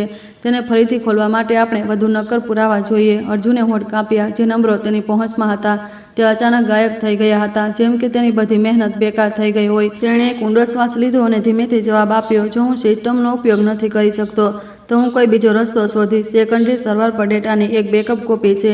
જો આપણે તેમાં ઘૂસણખોરી કરી શકીએ તો આપણને પુરાવો મળી જશે. અજયે ભ્રમર સંકોચી. આ બહુ ખતરનાક છે. તમને લાગે છે કે તે આટલી સરળતાથી કોઈ સુરાગ છોડી દેશે? જો પકડાઈ ગયા તો ન ફક્ત નોકરી જશે પણ જીવ પણ જઈ શકે છે. પ્રિયા મહેતા ચૂપ રહી, સીધા અર્જુનની આંખોમાં જોતી રહી. કેટલાક સેકન્ડ પછી તેમણે કહ્યું, જો તમે આ કરવાની હિંમત કરો છો તો હું તમારો સાથ આપીશ. પણ યાદ રાખજો, કોઈને ખબર ન પડવી જોઈએ. કંપનીના નજીકના લોકોને પણ નહીં. અંદરની તરફ તિરાડો પડવા લાગી છે. મને નથી ખબર કે હવે કોણ ભરોસાને લાયક છે, પણ આ વાત હવામાં એક ચાકુની જેમ ખૂંચી ગઈ. શું તેમના જે ખેમામાં કોઈ ગદ્દાર હતો? રાત ઘેરાઈ. અર્જુન ચૂપચાપ અજય સાથે સેકન્ડરી ટેકનિકલ એરિયામાં ગયો. આ એક એવી જગ્યા હતી જ્યાં ઓછા જ લોકો આવતા હતા. પીળી રોશની ટમટમી રહી હતી અને પંખાઓની ગડગડાટ એક રાક્ષસની ગુરાહાટની જેમ લાગી રહી હતી. અજય બહાર પહેરો આપી રહ્યો હતો અને અર્જુન એક જૂની સ્ક્રીનની સામે બેઠો કમાન્ડ ટાઈપ કરી રહ્યો હતો. તેના કપાળ પર પરસેવો હતો, દિલ ઝડપથી ધડકી રહ્યું હતું. કેટલાક તણાવપૂર્ણ મિનિટો પછી સેકન્ડરી સિસ્ટમ ખુલી ગઈ. ડેટાની એક શૃંખલા સામે આવી. પરિચિત પણ ગૂંચવાયેલા નંબર. પીળી રોશનીમાં તેણે ધ્રુજતા તેને નોટ કરવાનું શરૂ કરી દીધું. પણ અચાનક સ્ક્રીન બંધ થઈ ગઈ. એક લાલ ચેતવણી ચમકી. અનધિકૃત પહોંચ. સિસ્ટમે એલાર્મ વગાડી દીધો. અર્જુનનું દિલ ડૂબી ગયું. તેણે જલ્દીથી બધું સમેટી લીધું અને બહાર ભાગ્યો. અજયે તેને અંધારામાં ખેંચી લીધો. ત્યારે જ તેજ પગલાંનો અવાજ ગુંજ્યો. બે સુરક્ષા ગાર્ડ ટોર્ચની રોશનીથી દરેક જગ્યાએ તપાસ કરવા લાગ્યા. સિસ્ટમમાં કોઈ ખુશ્યું હતું પણ અહીં કોઈ નથી. પણ એલાર્મમાં સાફ છે કે કોઈ અનધિકૃત પહોંચ થઈ હતી. અજયે ફૂસફૂસાવ્યું, ભાગો. બંને ઇમરજન્સી એક્ઝિટથી ભાગ્યા. તેમના દિલ ઢોલની જેમ વાગી રહ્યા હતા. જ્યારે તે બહાર નીકળ્યા તો અર્જુન હાંફી રહ્યો હતો. તેણે પોતાની નોટબુકને જોરથી પકડી રાખી હતી. ભલે તે ફક્ત કેટલાક ડેટા જ બચાવી શક્યો હતો, પણ તેમાં કેટલાક અસામાન્ય નંબર હતા. પહેલો પુરાવો. આગલા દિવસે પ્રિયા મહેતાને નોટબુક જોઈ. તેમની આંખો ચમકી ઉઠી. બહુ સરસ. આ તે જ કડી છે જેની આપણને જરૂર હતી. પણ તમારે સાવધાન રહેવું પડશે કારણ કે હવે તે તમને બંને વધુ જોરથી શોધશે. બરાબર તે સમયે અર્જુનનો ફોન વાગ્યો. એક અજાણ્યા નંબરથી એક સંદેશ આવ્યો. મને ખબર છે કે તમે હમણાં શું કર્યું છે. જો વધુ જાસૂસી કરી તો તમારી વૃદ્ધ મા માટે તાબૂત તૈયાર રાખજો. અર્જુન સ્તબ્ધ થઈ ગયો. પ્રિયા મહેતાએ સંદેશ જોયો. તેમનો ચહેરો ઊંડો થઈ ગયો. સાફ છે, કોઈ મુખબીર. તે આપણા દરેક પગલાંને જાણે છે. રૂમમાં માહોલ ગુગડામણ ભર્યો થઈ ગયો. ત્રણેય એકબીજાને જોઈ રહ્યા હતા. તેમના મનમાં એક અસ્પષ્ટ સંદેશ પેદા થઈ રહ્યો હતો. કોણ જાણકારી લીક કરી? પણ તે સાંજે જ્યારે તે પોતાના ભાડાના ઘરે પાછો ફર્યો તો અર્જુને અજયને બહાર રાહ જોતા જોયો. તેણે ધીમેથી કહ્યું, કંઈ અજીબ છે. મેં જોયું કે કોઈ દૂરથી તમારી તસવીરો લઈ રહ્યું હતું, પણ જ્યારે હું પાસે ગયો તો તે ગાયબ થઈ ગયા. અર્જુન રોકાઈ ગયો. તેના મનમાં એક બેચેની વધી ગઈ. જો ખરેખર અંદર કોઈ ગદ્દાર હતો તો તેમના દરેક પગલા પર નજર રાખવામાં આવી રહી હતી. તેણે ચૂપચાપ સચ્ચાઈ ફાઇલ ખોલી અને એક બીજી લાઈન જોડી. અંધારામાં કોઈ છે જે દરેક પગલા પર નજર રાખી રહ્યું છે. કેળો કસી ગયો. ન ફક્ત બહારથી પણ આપણા પોતાના ખેમાના પર કોઈ ગદ્દાર છે. તેણે સ્કીનને જોઈ. તેની આંખો ધીમે ધીમે આગની જેમ સળગવા લાગી. જો તે મને છેલ્લી હદ સુધી ધકેલવા માંગે છે તો મારે વધુ આગળ વધવું પડશે. પાછળ નથી હટવું. સવારે મહેતા ગ્રુપના ઓફિસમાં એક અજીબ શાંતિ હતી. હવે રોજની જેમ શોરબકોર અને ફૂસફૂસાહટ ન હતી, પણ એક અજીબ સતર્કતા હતી. અર્જુન લાંબા દાલનમાંથી પસાર થયો. તેને અનાયાસે મહેસૂસ થયું કે કેટલીક જાસૂસી કરવાવાળી આંખો તેને ગુપ્ત રૂપથી જોઈ રહી છે. સીઈઓના ઓફિસમાં પ્રિયા મહેતા તે ડેટાની નોટબુકને જોઈ રહી હતી જેને અર્જુને જોખમ ઉઠાવીને હાંસલ કર્યો હતો. તેમની ભ્રમરો સંકોચાયેલી હતી. અજય પાસે ઊભો હતો. તેનો ચહેરો ગંભીર હતો. આપણા ડેટા લીધાના થોડા જ કલાકોની અંદર વિક્રમસિંહના ખેમાને ખબર પડી ગઈ. તેણે કહ્યું, કોઈએ અંદરથી ખબર ના આપી છે. માહોલ ધન થઈ ગયો. પ્રિયા મહેતાએ ધીમેથી માથું હલાવ્યું. તેમનો અવાજ તેજ હતો. મુખબીરના વધુ વિકલ્પ નથી. કાં તો તે કોઈ નીચેલો સહાયક છે અથવા પછી નાણાં વિભાગમાં કોઈ છે જે વારંવાર આ ઓફિસમાં આવતો જતો હોય છે. અર્જુને પોતાની મુઠ્ઠી પીડી. તેનું છાતી ભારે થઈ ગયું આ વિચારીને કે કોઈ નજીકનો સહયોગી જ ગદ્દાર હોઈ શકે છે. તેને શ્વાસ લેવામાં તકલીફ થઈ રહી હતી, પણ તે કોઈનાથી પણ વધુ સમજતો હતો કે જ્યાં સુધી ગદ્દારનો પર્દાફાશ ન થાય ત્યાં સુધી તેઓ વળતો હુમલો નથી કરી શકતા. તે બપોરે એક નાની બેઠક બોલાવવામાં આવી. પ્રિયા મહેતા, અજય, અર્જુન સિવાય 3 ભરોસાપાત્ર મુખ્ય કર્મચારી પણ હતા. દરવાજો બહારથી બંધ કરી દેવામાં આવ્યો.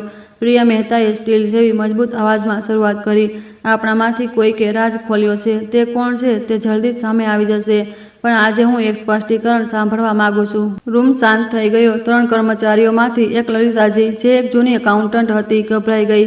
મેં કંઈ નથી કર્યું.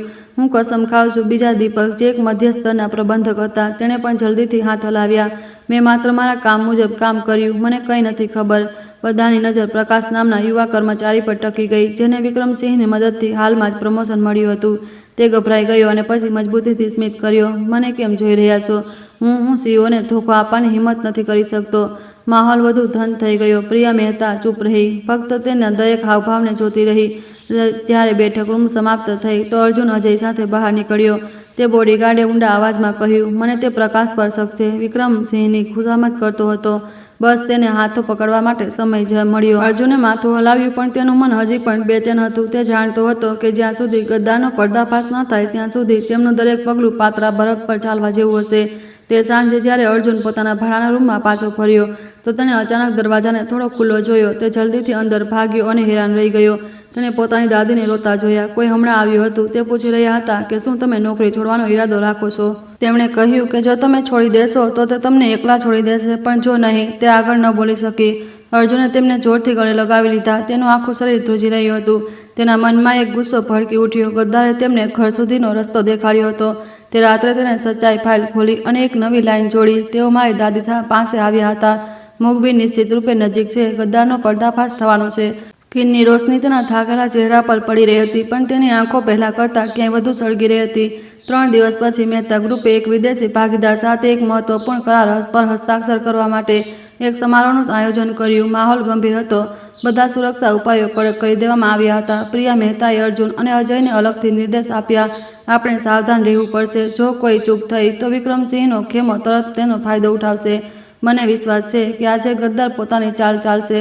અર્જુને માથું હલાવ્યું. તેનું દિલ ઝડપથી ધડકી રહ્યું હતું. જ્યારથી તેની દાદીને ધમકી મળી હતી તે વધુ સમજી ગયો હતો કે આ માત્ર કંપનીની લડાઈ નહીં, પણ તેના પૂરા પરિવારના જીવન મૃત્યુનો સવાલ છે.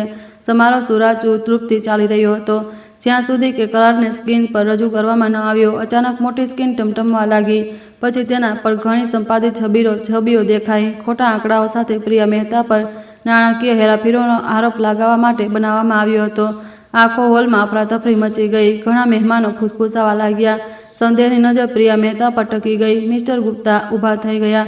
તેમના અવાજમાં નાટકીયતા હતી. વિશ્વાસ નથી થતો. અસલી ધોકેબાજ તો સીઓ પ્રિયા મહેતા છે, અને જેને પુરાવો કહેવામાં આવી રહ્યો હતો તે તો બસ એક મામૂલી કર્મચારીનો રચેલો નાટક છે. તેમની આંખો સીધી અર્જુન શર્મા પર હતી. પ્રિયા મહેતા એક પળ માટે શૂન્ય રહી ગઈ. સ્કીનને સ્પષ્ટ રૂપે બદલી દેવામાં આવી હતી, પણ કોણે આ કરવામાં મદદ કરી?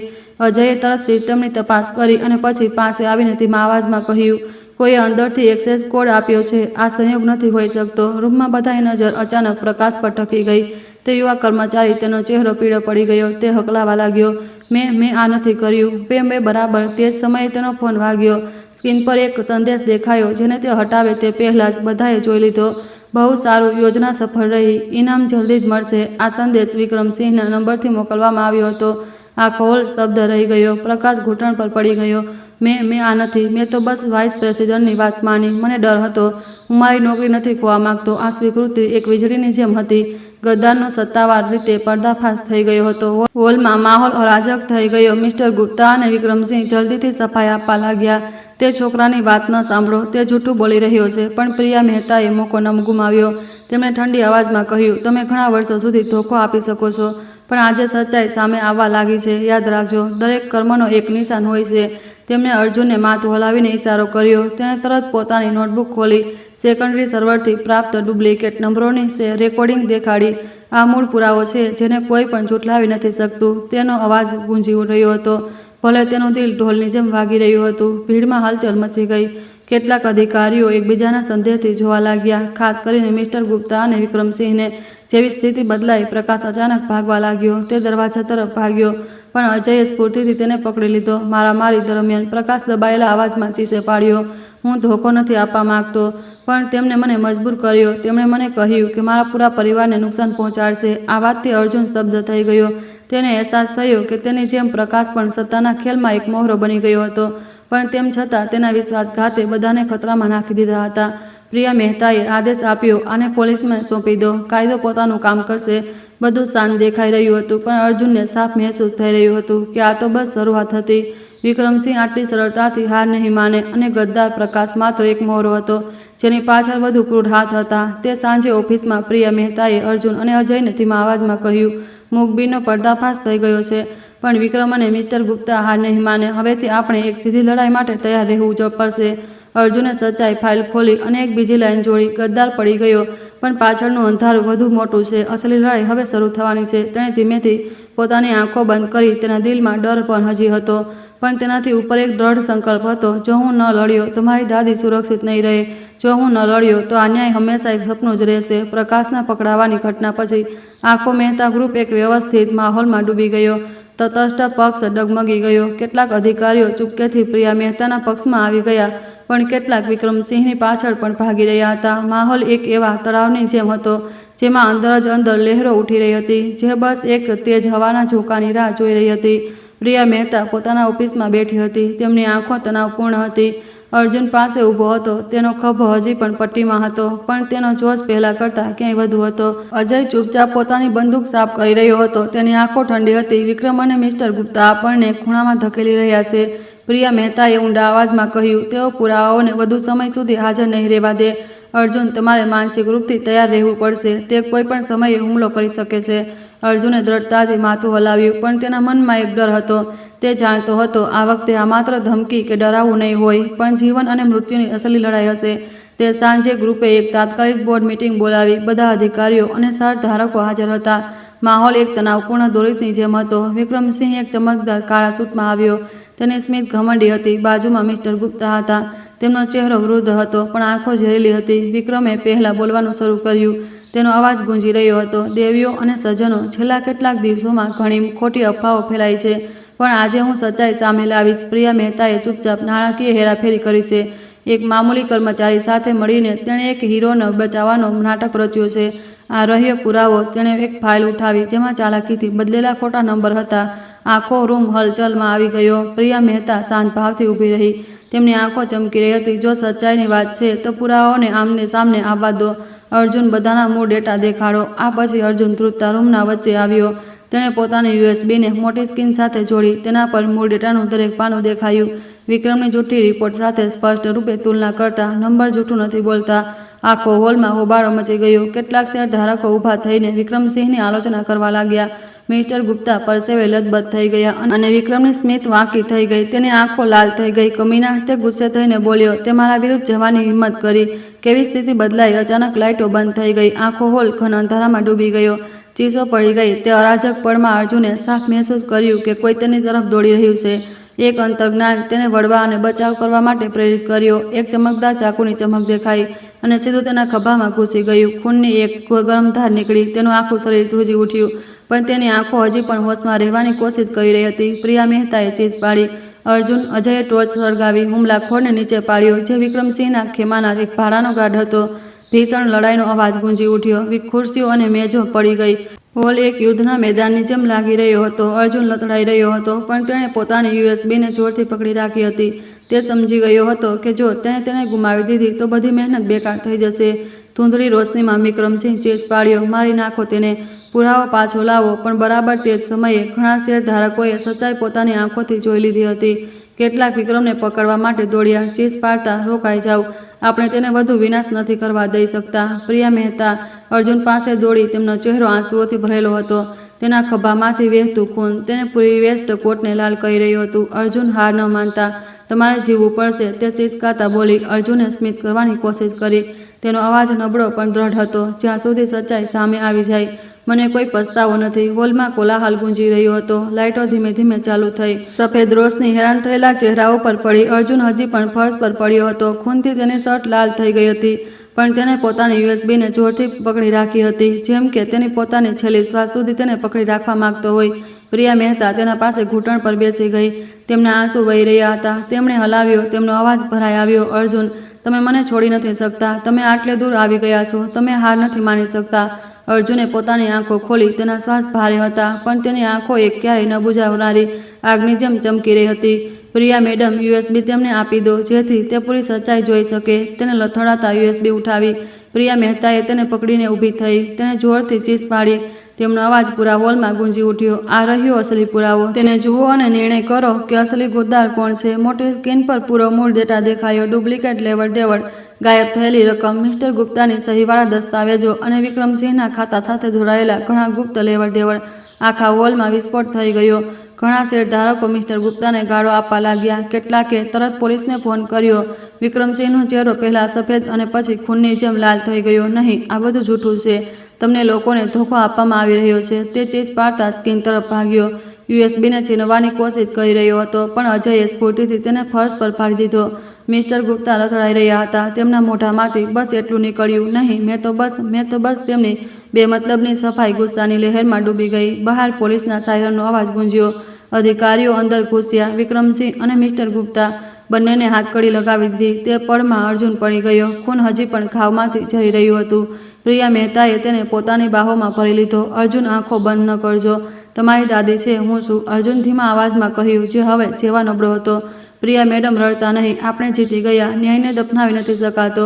એક ગરમ આંસુનું ટીપું તેના ગાલ પર પડ્યું. તે પળમાં આખો હોલ શાંત થઈ ગયો. લોકોએ એક ગરીબ છોકરાની છબીને સાફ જોઈ, જે માત્ર એક મામૂલી ડિલિવરી બોય હતો, પણ જેણે સચ્ચાઈને સામે લડવા માટે પોતાનું ખૂન વહાવવાની હિંમત કરી. આ એક એવી છબી હતી જેને કોઈ ભૂલી નહોતું શકતું. એમ્બ્યુલન્સ આવી. ડોક્ટર ઝડપથી અર્જુનને સ્ટ્રેચર પર લઈ ગયા. તેના શ્વાસ નબળા થઈ રહ્યા હતા. તેણે ધ્રુજતા હાથે પ્રિયા મહેતાનો હાથ પકડ્યો. દાદી, યાદ રાખજો, તેમને ચિંતા ન કરવા દેતા.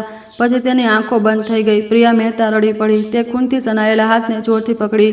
આંખો હોલ. તે લોકો, તે ક્યારે તેના તિરસ્કાર કરતા હતા, તે ક્યારે તેની મજાક ઉડાવતા હતા, હવે ચૂપચાપ ઊભા હતા. તેમને વિશ્વાસ નહોતો આવી રહ્યો કે એક નીચલા વર્ગનો વ્યક્તિ એક સાચો હીરો બની ગયો હતો. બહાર વરસાદ થઈ રહ્યો હતો. વરસાદના ટીપા લાલ ખૂન સાથે મળીને સડક પર વહી રહ્યા હતા. એમ્બ્યુલન્સનો સાયરન દૂર થતો ગયો. પોતાની પાછળ એક દુઃખદ પણ વીર નિશાન છોડીને ગયો. દરેકના મનમાં અર્જુનના પડવાની છબી એક અમિટ નિશાનની જેમ હતી. સચ્ચાઈ ખૂબ અને આંસુઓથી ખરીદવામાં આવતી હતી. તે રાત્રે પ્રિયા મહેતા પોતાના ઓફિસમાં એકલી બેઠી હતી. તેમની આંખો સૂજેલી હતી. મેજ પર યુએસબી નબળી રોશનીમાં ચમકી રહી હતી. તેમણે સચ્ચાઈ ફાઇલ ખોલી. અર્જુન દ્વારા ટાઈપ કરવામાં આવેલી છેલ્લી લાઈન અધૂરી હતી. બસ સચ્ચાઈ સામે આવી જાય. મને કોઈ પસ્તાવો નથી. તે સિસકાતા ફૂસફૂસાવી. તમે તમારો વાયદો નિભાવ્યો અને હું તમારા માટે આગળ વધીશ. બહાર વરસાદ હજી પણ થઈ રહ્યો હતો, જેમ કે આકાશ એક ગરીબ છોકરા માટે રડી રહ્યું હોય, જેણે ન્યાય પાછો લાવવા માટે ખુદનું બલિદાન કરી દીધું હતું. મહેતા ગ્રુપની બોર્ડ મિટિંગમાં થયેલી લડાઈ, ભારે વરસાદ અને ખતમ થઈ. વિક્રમસિંહ અને મિસ્ટર ગુપ્તાને હાથકડી લગાવીને પોલીસની ગાડીમાં લઈ જવામાં આવ્યા. તેમના ચહેરા પર હાર સાફ દેખાઈ રહી હતી. આ તસવીર તરત સોશિયલ મીડિયા પર વાયરલ થઈ ગઈ, જેનાથી જનતામાં હલચલ મચી ગઈ. અખબારોમાં હેડલાઇન બની, મહેતા ગ્રુપના વાઇસ પ્રેસિડેન્ટ અને નાણાં પ્રમુખ સેંકડો કરોડોના ભ્રષ્ટાચારના આરોપમાં ગિરફ્તાર. દરેક જગ્યાએ ચર્ચા થઈ રહી હતી. સડક કિનારાની ચાની દુકાનોથી લઈને નાણાકીય મંચો સુધી લોકો આ સનસનાટી ભર્યા ઉલટફેર પર હેરાન હતા. એક ગુમનામ ગરીબ ડિલિવરી બોય શક્તિશાળી લોકોનો અસલી ચહેરો સામે લાવનારો નિર્ણાયક કારક બની ગયો. જ્યારે જનતામાં ઉભાર હતો, અર્જુન શર્મા હજી પણ કટોકટી કષ્ટમાં હતો. ઓપરેશન ઘણા કલાકો ચાલ્યું. બહુ ખૂન વહી ચૂક્યું હતું. ડૉક્ટર બહાર આવ્યા અને એક ઊંડો શ્વાસ લઈને બોલ્યા, તે મોતની મોઢામાંથી બચી ગયો છે, પણ હજી પણ કોમામાં છે. તેને ઠીક થવામાં લાંબો સમય લાગશે. પ્રિયા મહેતા ખુરશી પર બેસી ગઈ. બંને હાથોથી પોતાનો ચહેરો ઢાંકી લીધો. છેલ્લા ઘણા દિવસોથી તે બોર્ડની સામે, મીડિયાની સામે મજબૂત બની રહી હતી, પણ ડૉક્ટરની વાત સાંભળીને તેમના નબળા ખભા ઝૂકી ગયા. બાજુમાં અજયે તેમના ખભા પર હાથ રાખ્યો. તેનો અવાજ ઊંડો અને દ્રઢ હતો. તે બચી ગયો છે. આ જ એક ચમત્કાર છે અને મને વિશ્વાસ છે કે અર્જુન આટલી સરળતાથી હાર નહીં માને. સફેદ હોસ્પિટલના રૂમમાં અર્જુન શર્મા ચૂપચાપ લેટ્યો હતો. ઓક્સિજન ટ્યુબના માધ્યમથી તેના શ્વાસ ભારે હતા. તેની દાદી પાસે બેઠી હતી. તેમની આંખો લાલ હતી. તેમણે પોતાના પૌત્રના વાળને સહેલાવ્યા. તેમનો અવાજ ધ્રુજી રહ્યો હતો, અર્જુન બેટા, તે બાળપણથી જ બહુ દુઃખ સહન કર્યા છે અને હવે આટલી મુસીબતો. હું બસ ઈચ્છું છું તું ઠીક થઈ જાય. બાકી કોઈ વસ્તુની ચિંતા ન કર. પ્રિયા મહેતા દૂરથી ચૂપચાપ આ દ્રશ્ય જોઈ રહી હતી, પણ તેમના મનમાં એક અવર્ણનીય ભાવના ઉમટી રહી હતી. દર્દ અને ગર્વનું મિશ્રણ. તે જાણતી હતી કે જો અર્જુન શર્મા ન હોત તો આજે પણ સચ્ચાઈ પૈસા અને સત્તાની નીચે દબે હોત. તેણે ધીમેથી ફૂસફૂસાવ્યું, જેમ કે ખુદથી એક વાયદો કરી રહી હોય, પણ તું ચિંતા ન કર. હું તારા માટે આગળ વધીશ. હું તારી દાદીની રક્ષા કરીશ અને તારી છોડેલી વિરાસતને પણ. હોસ્પિટલની બહાર પત્રકારો અને લોકો મોટી સંખ્યામાં જમા થઈ ગયા હતા. તેઓ તે બહાદુર ગરીબ છોકરાની હાલત જાણવા માંગતા હતા. ઘણા અખબારોએ તેને ખામોશ હીરો કહ્યો. કેટલાકે તો ચૂપચાપ ફૂલોના ગુલદસ્તા અને હાથથી લખેલા કાર્ડ પણ મોકલ્યા. તમારી વજહથી આ મને સારા પણ વિશ્વાસ છે.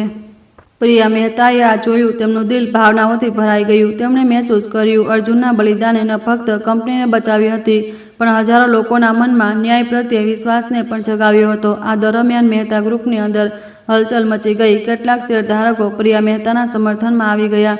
તેમણે તેને સત્તાવાર રીતે નિયંત્રણ સંભાળવાનો પ્રસ્તાવ આપ્યો. જો કે વિક્રમસિંહ અને મિસ્ટર ગુપ્તા દ્વારા છોડવામાં આવેલી ભારે વિરાસત નાની ન હતી. કરાર રદ થઈ ગયા હતા, પ્રતિષ્ઠા ઘટી ગઈ હતી અને સેંકડો કર્મચારીઓ અનિશ્ચિતતામાં હતા. એક કટોકટી બેઠકમાં એક નિર્દેશકે નિરાશા વ્યક્ત કરી, આપણે કગાર પર ઊભા છીએ. જો આપણે વિશ્વાસ ફરી સ્થાપિત ન કરી શક્યા તો મહેતા ગ્રુપ પડી જશે. પ્રિયા મહેતાએ એક ઊંડો શ્વાસ લીધો. તેમનો અવાજ ગુંજી ઉઠ્યો, મહેતા ગ્રુપ નહીં પડે, હું વાયદો કરું છું. અર્જુન શર્મા દ્વારા લાવવામાં આવેલા પુરાવાઓને ન ફક્ત મને પણ પૂરી કંપનીને બચાવી છે. આજથી આપણે ફરી શરૂ કરીશું. પારદર્શિતા અને ન્યાય સાથે તાળીઓનો ગડગડાટ થયો. માહોલ ધીમે ધીમે ગરમ થઈ ગયો. એક નવી આગ સળગાવવામાં આવી હતી, જેની શરૂઆત એક ગરીબ છોકરાના ખૂન અને આંસુઓથી થઈ હતી. તે ફેટ કુલ દિવસના 3 અઠવાડિયા પછી સવારની રોશની હોસ્પિટલના રૂમની બારીમાંથી અંદર આવી. બહાર આંગણામાં કિલકિલાટ કરતા પક્ષીઓનો અવાજ મોનિટરની નિયમિત ટીક-ટીકના અવાજમાં ભળી રહ્યો હતો. તેની દાદી, જે હવે દુબળી થઈ ગઈ હતી, હજી પણ પલંગની પાસે બેઠી હતી, ધીમે ધીમે ઊંઘી રહી હતી. અચાનક અર્જુન શર્માનો નબળો હાથ થોડો હલ્યો. તેની આંખો ધીમે ધીમે ખુલી. તેની નજર ધૂંધળી હતી, પણ ધીમે ધીમે તે હોશમાં આવ્યો. તેણે ધીમેથી ફૂસફૂસાવ્યું. તેનો અવાજ ખળબચડો હતો, દાદી, હું જીવતો છું, હે ને? દાદી ચોંકીને ઉઠી. રોતા તેને જોરથી ગળે લગાવી લીધો. એ ભગવાન, ભગવાને આપણી સાંભળી લીધી. તું ઠીક થઈ ગયો, અર્જુન. અર્જુનના હોશમાં આવવાની ખબર જલ્દી જ બહાર ફેલાઈ ગઈ. પ્રિયા મહેતા દોડતી આવી. તેમનો ચહેરો ખીલેલો હતો, પણ આંખો હજી પણ ભીની હતી. તેમણે તેના હાથ પકડીને દબાયેલા અવાજમાં કહ્યું, તમે મને ડરાવી દીધી હતી. મને લાગ્યું તમે અમને છોડીને ચાલ્યા જશો. અર્જુને નબળા સ્મિત સાથે કહ્યું, મેં મારી દાદીથી એક વાયદો કર્યો હતો અને તમારી સાથે પણ એક વાયદો છે. મેં હજી પૂરો કરવાનો બાકી છે. અર્જુન શર્માની વાપસી એક નવી હવા જેવી હતી, જેણે મહેતા ગ્રુપના તણાવપૂર્ણ માહોલને બદલી દીધો. અખબારોએ તરત ખબર આપી, બહાદુર યુવક કોમામાંથી બહાર, ન્યાય સાથે ઊભા રહેવાનો વાયદો કર્યો. જનતામાં ઉત્સાહ હતો. હજારો શુભેચ્છાઓ હોસ્પિટલ મોકલવામાં આવી. એક નાગરિકે અર્જુનનું સાહસનું પ્રતીક માન્યો. સોશિયલ મીડિયા પર એક હેશટેગ ટીમ અર્જુન વાયરલ થઈ ગયો, જે લોકોથી સીધા રહેવા પર અને અન્યાય વિરુદ્ધ ઊભા રહેવાનો આહ્વાન કરી રહ્યો હતો. હોસ્પિટલમાં દરરોજ કાર્ડ, ફળોની ટોકરીઓ અને તાજા ફૂલો આવતા રહ્યા. અર્જુને ભાવુક થઈને પોતાની દાદીથી કહ્યું, મેં તો બસ તે જ કર્યું, તે દરેકને કરવું જોઈએ, પણ કદાચ ભગવાન મને વધુ લોકોને જગાડવાનો મોકો આપવા માંગતા હતા. દાદીએ તેનો હાથ પકડીને ભીની આંખોથી કહ્યું, તે જે કર્યું મેં તને શીખવ્યું હતું. પૈસાની ગરીબી ઠીક છે, પણ ચરિત્રની ગરીબી ન હોવી જોઈએ. જ્યારે અર્જુન ઠીક થઈ રહ્યો હતો, પ્રિયા મહેતા અને અજય મહેતા ગ્રુપને ફરીથી ઊભું કરવામાં પોતાની પૂરી તાકાત લગાવી દીધી. પ્રિયા મહેતાએ બધા નાણાકીય રિપોર્ટોને સાર્વજનિક કરવાનો નિર્ણય કર્યો. આંતરિક સુધારાઓ માટે અધિકારીઓ સાથે સહયોગ કર્યો. આ પારદર્શી કાર્યવાહીએ જનતાને હેરાન કરી દીધી અને ધીમે ધીમે વિશ્વાસ ફરી સ્થાપિત થયો. એક મોટી પ્રેસ કોન્ફરન્સમાં પ્રિયા મહેતાએ કહ્યું, જે થયું તે મહેતા ગ્રુપ માટે એક કડવો પાઠ હતો, પણ અમે વાયદો કરીએ છીએ, હવેથી કંપની પારદર્શિતા, જવાબદારી અને અંતરાત્મા પર ચાલશે અને અમે હંમેશા અર્જુન શર્માના યોગદાનને યાદ રાખીશું, જેમણે આપણા બધામાં વિશ્વાસની જ્યોત સળગાવી. તાળીઓના ગડગડાટ થયો. એક પત્રકારે પૂછ્યું, શું મહેતા ગ્રુપ અર્જુન શર્માને માદક સલાહકારના પદ પર આમંત્રિત કરવાનો ઈરાદો રાખે છે? પ્રિયા મહેતા હસી, અમે ન ફક્ત તેમને આમંત્રિત કરીશું, પણ તેને એક યોગ્ય શ્રદ્ધાંજલિ માનીશું. જે દિવસે અર્જુન શર્મા સત્તાવાર રીતે હોસ્પિટલમાંથી બહાર નીકળ્યો, સેંકડો મહેતા ગ્રુપના કર્મચારીઓ બહાર રાહ જોઈ રહ્યા હતા. તેમના હાથોમાં નાના નાના બેનર હતા, જેના પર લખ્યું હતું, ધન્યવાદ અર્જુન શર્મા. તે શર્મિંદા હતો, પણ જ્યારે તેણે લોકોની સ્મિત અને ચમકતી આંખો જોઈ, તો તેનું દિલ ભાવનાઓથી ભરાઈ ગયું. તેણે ક્યારેય નહોતું વિચાર્યું કે એક ગરીબ તિરસ્કૃત ડિલિવરી બોયને એક દિવસ આ રીતે સન્માનિત કરવામાં આવશે. પ્રિયા મહેતા તેના પાસે આવી અને તેને એક કાર્ડ આપ્યું. આ માનદ સલાહકારનું કાર્ડ છે. તમારે પદ કે પૈસાની ચિંતા કરવાની જરૂર નથી. બસ અમને આ યાદ અપાવવાની ભૂમિકા નિભાવો કે ન્યાય અને અંતરાત્મા હંમેશા લાભથી પહેલાં આવવા જોઈએ. અર્જુને તે કાર્ડને જોરથી પકડી લીધું. તેની આંખો ભીની થઈ ગઈ. તેણે બધા કર્મચારીઓ સામે ઊંડું ઝૂકીને પ્રણામ કર્યા. તે સાંજે પોતાની દાદીની રાહ જોતા નાના ઘરે પાછા ફરીને અર્જુન વરંડામાં નીકળ્યો અને સિતારાઓથી ભરેલા આકાશને જોવા લાગ્યો. તેના હાથમાં હજી પણ તે નોટબુક હતી. સચ્ચાઈ હવે અક્ષરોથી ભરેલી હતી. તેણે છેલ્લી લાઈન જોડી, સચ્ચાઈ મળતી નથી, બસ જ્યાં સુધી કોઈ વિશ્વાસ કરવા અને ઊભા રહેવાની હિંમત રાખે છે. ન્યાય ફરી જીવિત થઈ જશે. બહાર ગાડીઓનો અવાજ, શહેરની હસી મજાક ગુંજી રહી હતી. એક નવો અધ્યાય શરૂ થઈ ગયો હતો, ન ફક્ત અર્જુન માટે, ન ફક્ત પ્રિયા માટે, પણ તે બધા માટે જેમણે ક્યારેય સાચા પરથી વિશ્વાસ ખોઈ દીધો હતો. જે દિવસે અર્જુન પહેલીવાર પોતાના ગામ પાછો ફર્યો, વરસાદ પછી નાનો કાચો રસ્તો હજી પણ કાદવવાળો હતો. બંને તરફના વાંસના ઝાડ હજી પણ તેવા જ સરસરાવી રહ્યા હતા, જેમ બાળપણમાં. તેણે પોતાની જૂની મોટરસાયકલ ચલાવી. પાછળ તેની દાદી બેઠી હતી. તેમના હાથમાં ગામવાળાઓ દ્વારા હોસ્પિટલ મોકલેલા તોફાઓની ટોકરી હતી. પાડોશી તેને જોવા માટે બહાર આવ્યા. બાળકો ચીસ પાડ્યા, અર્જુન ભૈયા આવી ગયા, હીરો આવી ગયા. અર્જુન શર્મિંદા થઈને હસ્યો, દરેકનું માથું ઝુકાવીને નમસ્તે કર્યું. પણ તેના મનમાં આ જ પળ હતો જે તેને અસલી શાંતિ આપી રહ્યો હતો. તે તૂફાની અને ખૂની દિવસો પછી દાદીએ તેનો હાથ પકડીને ધીમેથી કહ્યું, હું તો બસ ઈચ્છું છું કે તું એક ઈમાનદાર અને શાંતિપૂર્ણ જીવન જીવે. તે દુનિયા માટે જે કર્યું છે તેઓ તું ખુદ યાદ રાખશે. આગલા કેટલાક દિવસોમાં અર્જુને પોતાનો મોટા ભાગનો સમય દાદી સાથે શાકભાજી ઉગાડવામાં અને બગીચાની દેખભાળ કરવામાં વિતાવ્યો. પણ જલ્દી તેને મહેતા ગ્રુપથી એક સત્તાવાર નિમંત્રણ પદ મળ્યું. માનદ સલાહકાર બનવા અને પ્રિયા મહેતા દ્વારા શરૂ કરવામાં આવેલી કેટલીક ચેરિટી પરિયોજનામાં ભાગ લેવા માટે ન્યાયની રોશની ફંડના શુભારંભના અવસર પર પ્રિયા મહેતાએ પરિચય કરાવ્યો. આપણા સાથે જે છે તે ન ફક્ત એક સલાહકાર છે, પણ આ વાતનો જીવતો જાગતો પુરાવો છે કે ન્યાય હજી પણ હાજર છે. કૃપા કરીને સ્વાગત કરો અર્જુન શર્મા. તાળીઓના ગળગળાટ થયો. અર્જુન મંચ પર આવ્યો. વિનમ્રતાથી એક સાધારણ શર્ટ પહેરીને તેણે માઇક્રોફોન પકડ્યો.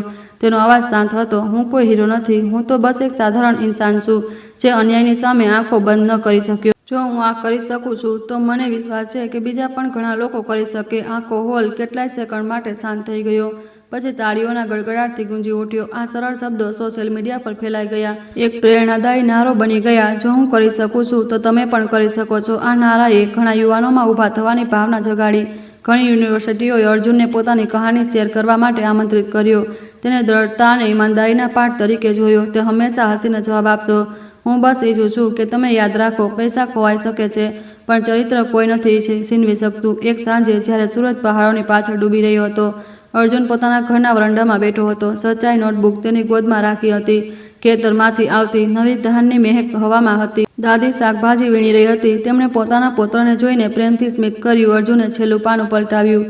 ખૂન અને આંસુથી ભરેલા તે સફરને યાદ કરતા ઘાટ પર પ્રિયા મહેતાને બચાવવાથી લઈને બોર્ડ મીટિંગની તે ખૂની સાંજ સુધી અને હોસ્પિટલના અડધા હોશમાં પડ્યા રહેવા સુધી, સૌથી ઉપર તે લાઈન હતી જે તેણે હોશમાં આવ્યા પછી લખી હતી, સચ્ચાઈ મરતી નથી. તેણે પોતાની કલમ રોકી, લાંબા સમય સુધી વિચાર્યું અને પછી આગળ લખ્યું, જો એક દિવસ હું ન રહું તો હું બસ ઈચ્છું છું કે લોકો યાદ રાખે, ઇન્સાનનું મૂલ્ય મોંઘી કારો, આલિશાન બંગલાઓ કે સત્તામાં નથી, પણ તેનું મૂલ્ય આ વાતમાં છે કે આપણે કેટલા દયાળુ, સાહસી અને ઈમાનદાર તરીકે જીવીએ છીએ.